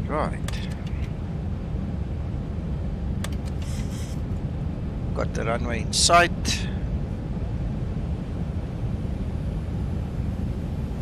Given this barometric change, I have never seen. It must be something new that came in with Service Pack 1 for Active Sky. I've never seen this happen ever, and it's like consistent. If you watch this video again, you'll see there's certain places where it does change. So there's probably another airport with or at least another reporting station. Yes, thank you, Norman. Probably another reporting station, so it influences where we fly.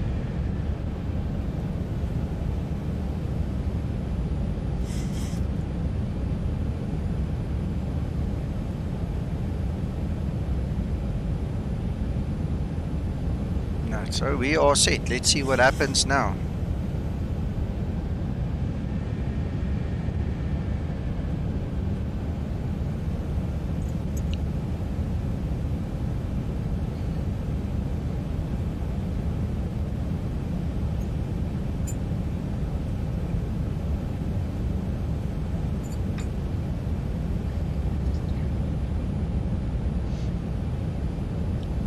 You can do that as well, but the way Explain works is you either update the whole Earth at once with the same meter, or you update per station. I've got mine set to per station because that's obviously more real.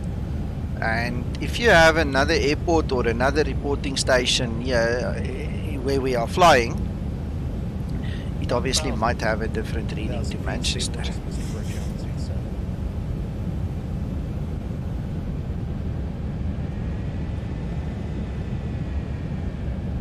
Suggest you take your false teeth out, lads. Yeah, hold on. Brace. Head down. What's that thing they always say? And look, now it's porpoising again for some reason. Oh, come on, man.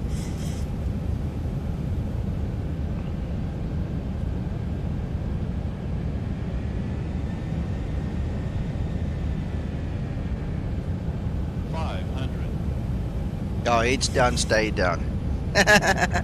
That's it. Heads down, stay down. 400. I'll put my hand on the ejection lever already, and I'll jump out before we hit. 200. Approaching minimums. 100. 50 minimums. 40. 30. 20. 10. Oh, that's hard. That's hard. We'll check the difference now.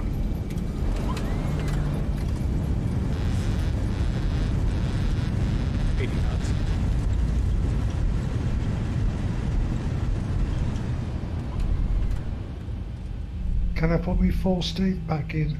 Yes, please. I'm over the moon with these tests. Yeah. Alright, let's see what that landing rate was.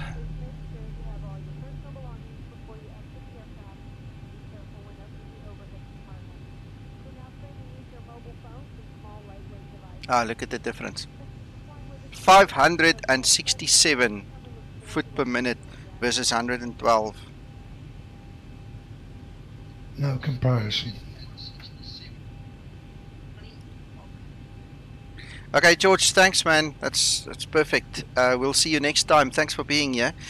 Yeah, guys, it's very true. I mean, if you look at the contours, I'm just going to taxi back there, and then you'll see the difference now that you know what to look out for. There is a difference in the runway elevation from where the runway starts and where the Zibo actually lands. And if you look at the video and you see the shallow, or what's the right word? How can I describe it? The Zibo comes down very low before it lifts the nose. Alright, so it doesn't have time to react for the runway contour that's on a different level, or a different flight level, so to speak, than what the beginning of the runway is.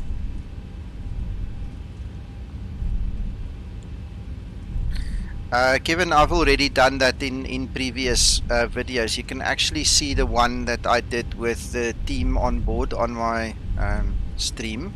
There is one, I think it's 2 videos ago on my YouTube channel. Then you can see the difference between no weather, X-plane weather, and active sky weather. I'm using a radio barra.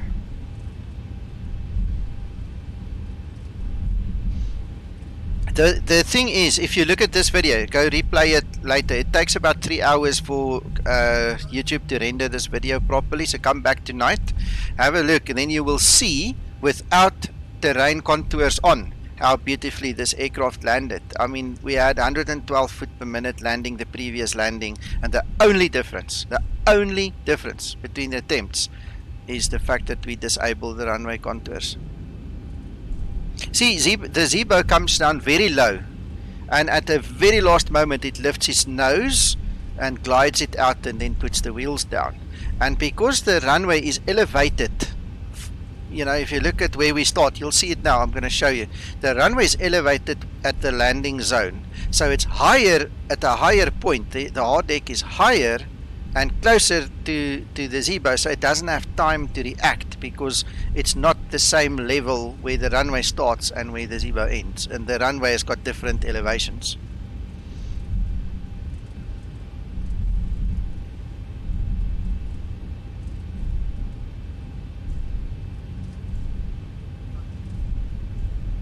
It seems to be, Norman. This is the test that we've been conducting this morning with everybody on board here. This is the main difference because the Zibo, guys, I'm not sure if you know this, the Zibo actually does not use the Navigraph information of the airports and the runways. The airports and the runways comes from the default X-plane database. That default X-plane database is many years old, and it obviously has a certain reference as a runway altitude.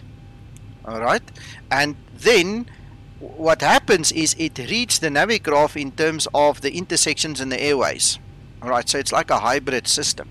Now when you enable contours, the Zibo in its calculator, in its mind, in the FMC knows this runway has a field elevation of, I'll tell you now exactly, let me grab the chart here. Let me show you this quickly on screen. Right, so there's Navigraph, there's your runway. The airport, the runway elevation is 249 feet. Right there, you can see it. Alright, the airport itself has got an elevation of 257 foot.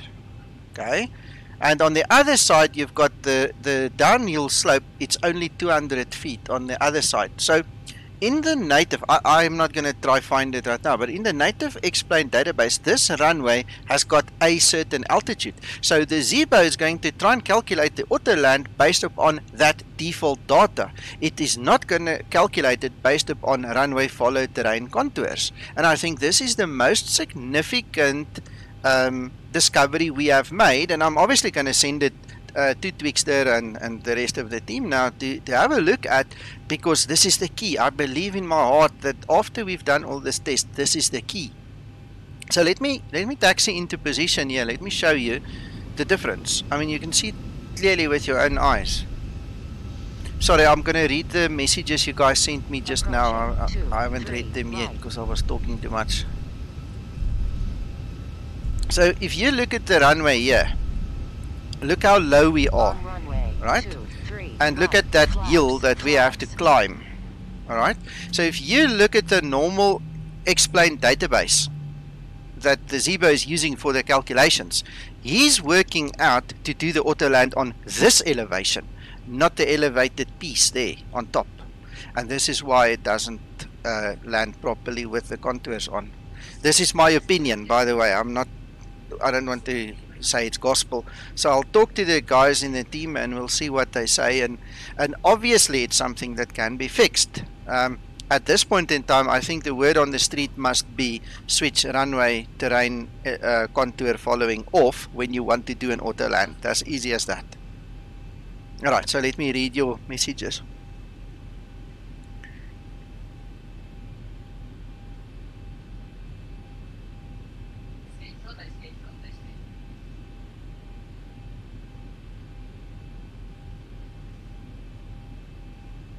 On runway 2, 3, right. On runway 2, 3, right.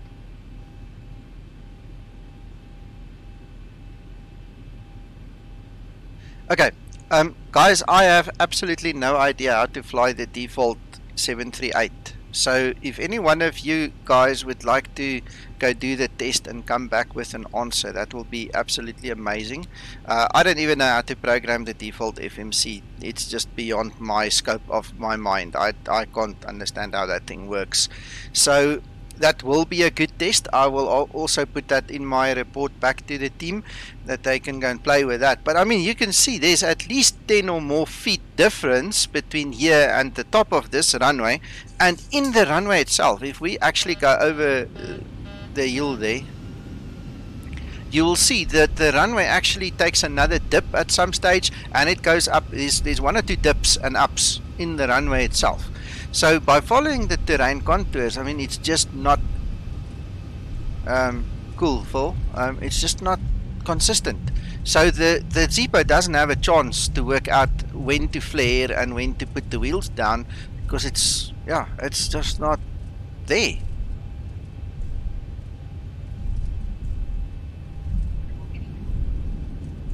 So now we're coming to almost the top of the hill then you'll see we're going downhill again. There you now almost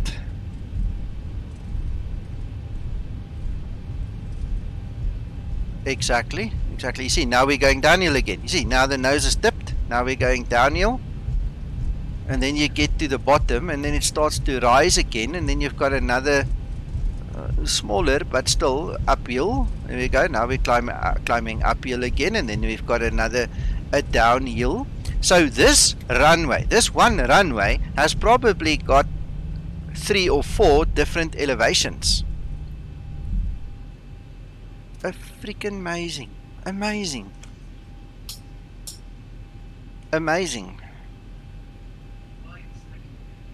Guys, this is awesome, eh? I am Danny. Hey, good morning. How are you doing? I hope you're doing well.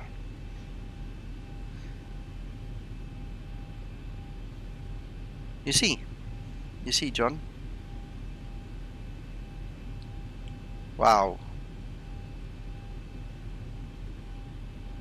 I'm actually sitting here speechless right now. This was probably the best test ever. I'm bobbling. Yeah. Danny, what happened was we were testing the auto lands. I flew in from Dublin this morning for the normal stream and I tried to do an auto land and it was very hard, very hard. Let me bring my logbook back up there and you guys will see what we've gone through. So that was the first flight. So the auto land was done at 561 foot per minute. The next one 558. Then we decided, hang on, great stuff, Phil. Then we decided we're going to switch off runway, follow terrain contours, and look at that, 116, 200, 112, and then we put the terrain contours back on and it hit 567 again. So the terrain contours is definitely a problem for the Zibo. because of the way the Zibo works. It takes your default airport data, it reads the elevation, it does the calculations on them. It does not take into account that contours are there. As easy as that. Oh man, I'm so excited.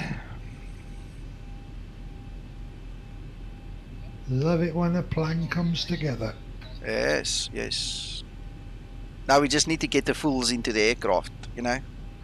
Murdoch and Key, you know, if they don't want to fly, we just knock them out and put them in the back. You remind me of the A-team. Okay. Well, guys, any questions, any suggestions? I think now's about the time, because I need to go and write my report and then go and rest a little bit. Affirmative, Phil. Yeah. And at least I could use my livery for the last couple of tests. Awesome. This is a very sweet airport, by the way. It's free from the org. Emma Kate Bentley and her team made this. I think it's due for an update, and then they went and they made it a payware model.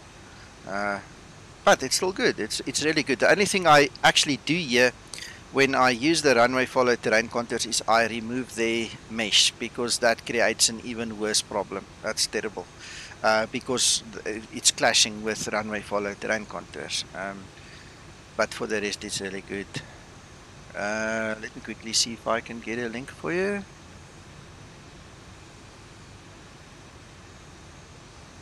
Oh man.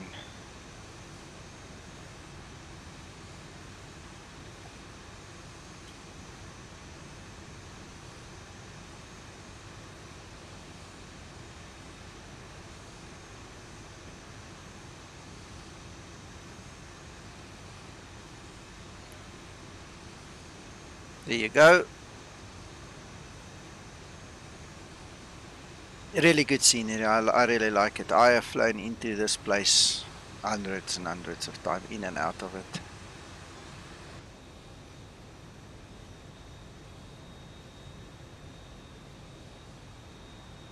I've loved the collaboration with everybody today. Yeah, this was awesome.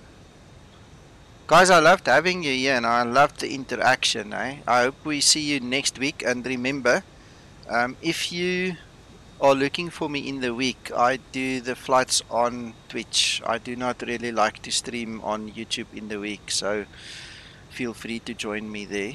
And you know, we can keep on talking. You can find me on Facebook and all the other normal places. Please look for all my information in the description below the video. Everything is there. And please visit my hangar, where you can download all the free stuff and the goodies that I don't necessarily advertise on other platforms. So that's it for me, guys.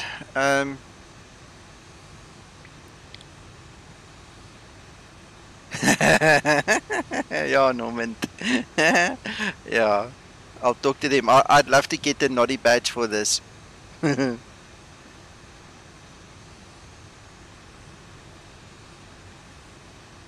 I'm Danny. I stay in Johannesburg, South Africa.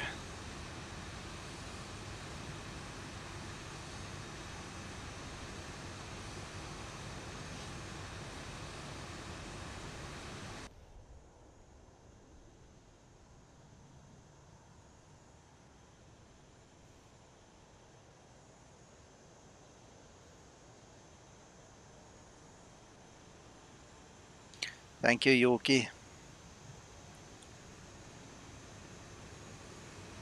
Excellent. Thanks, Danny.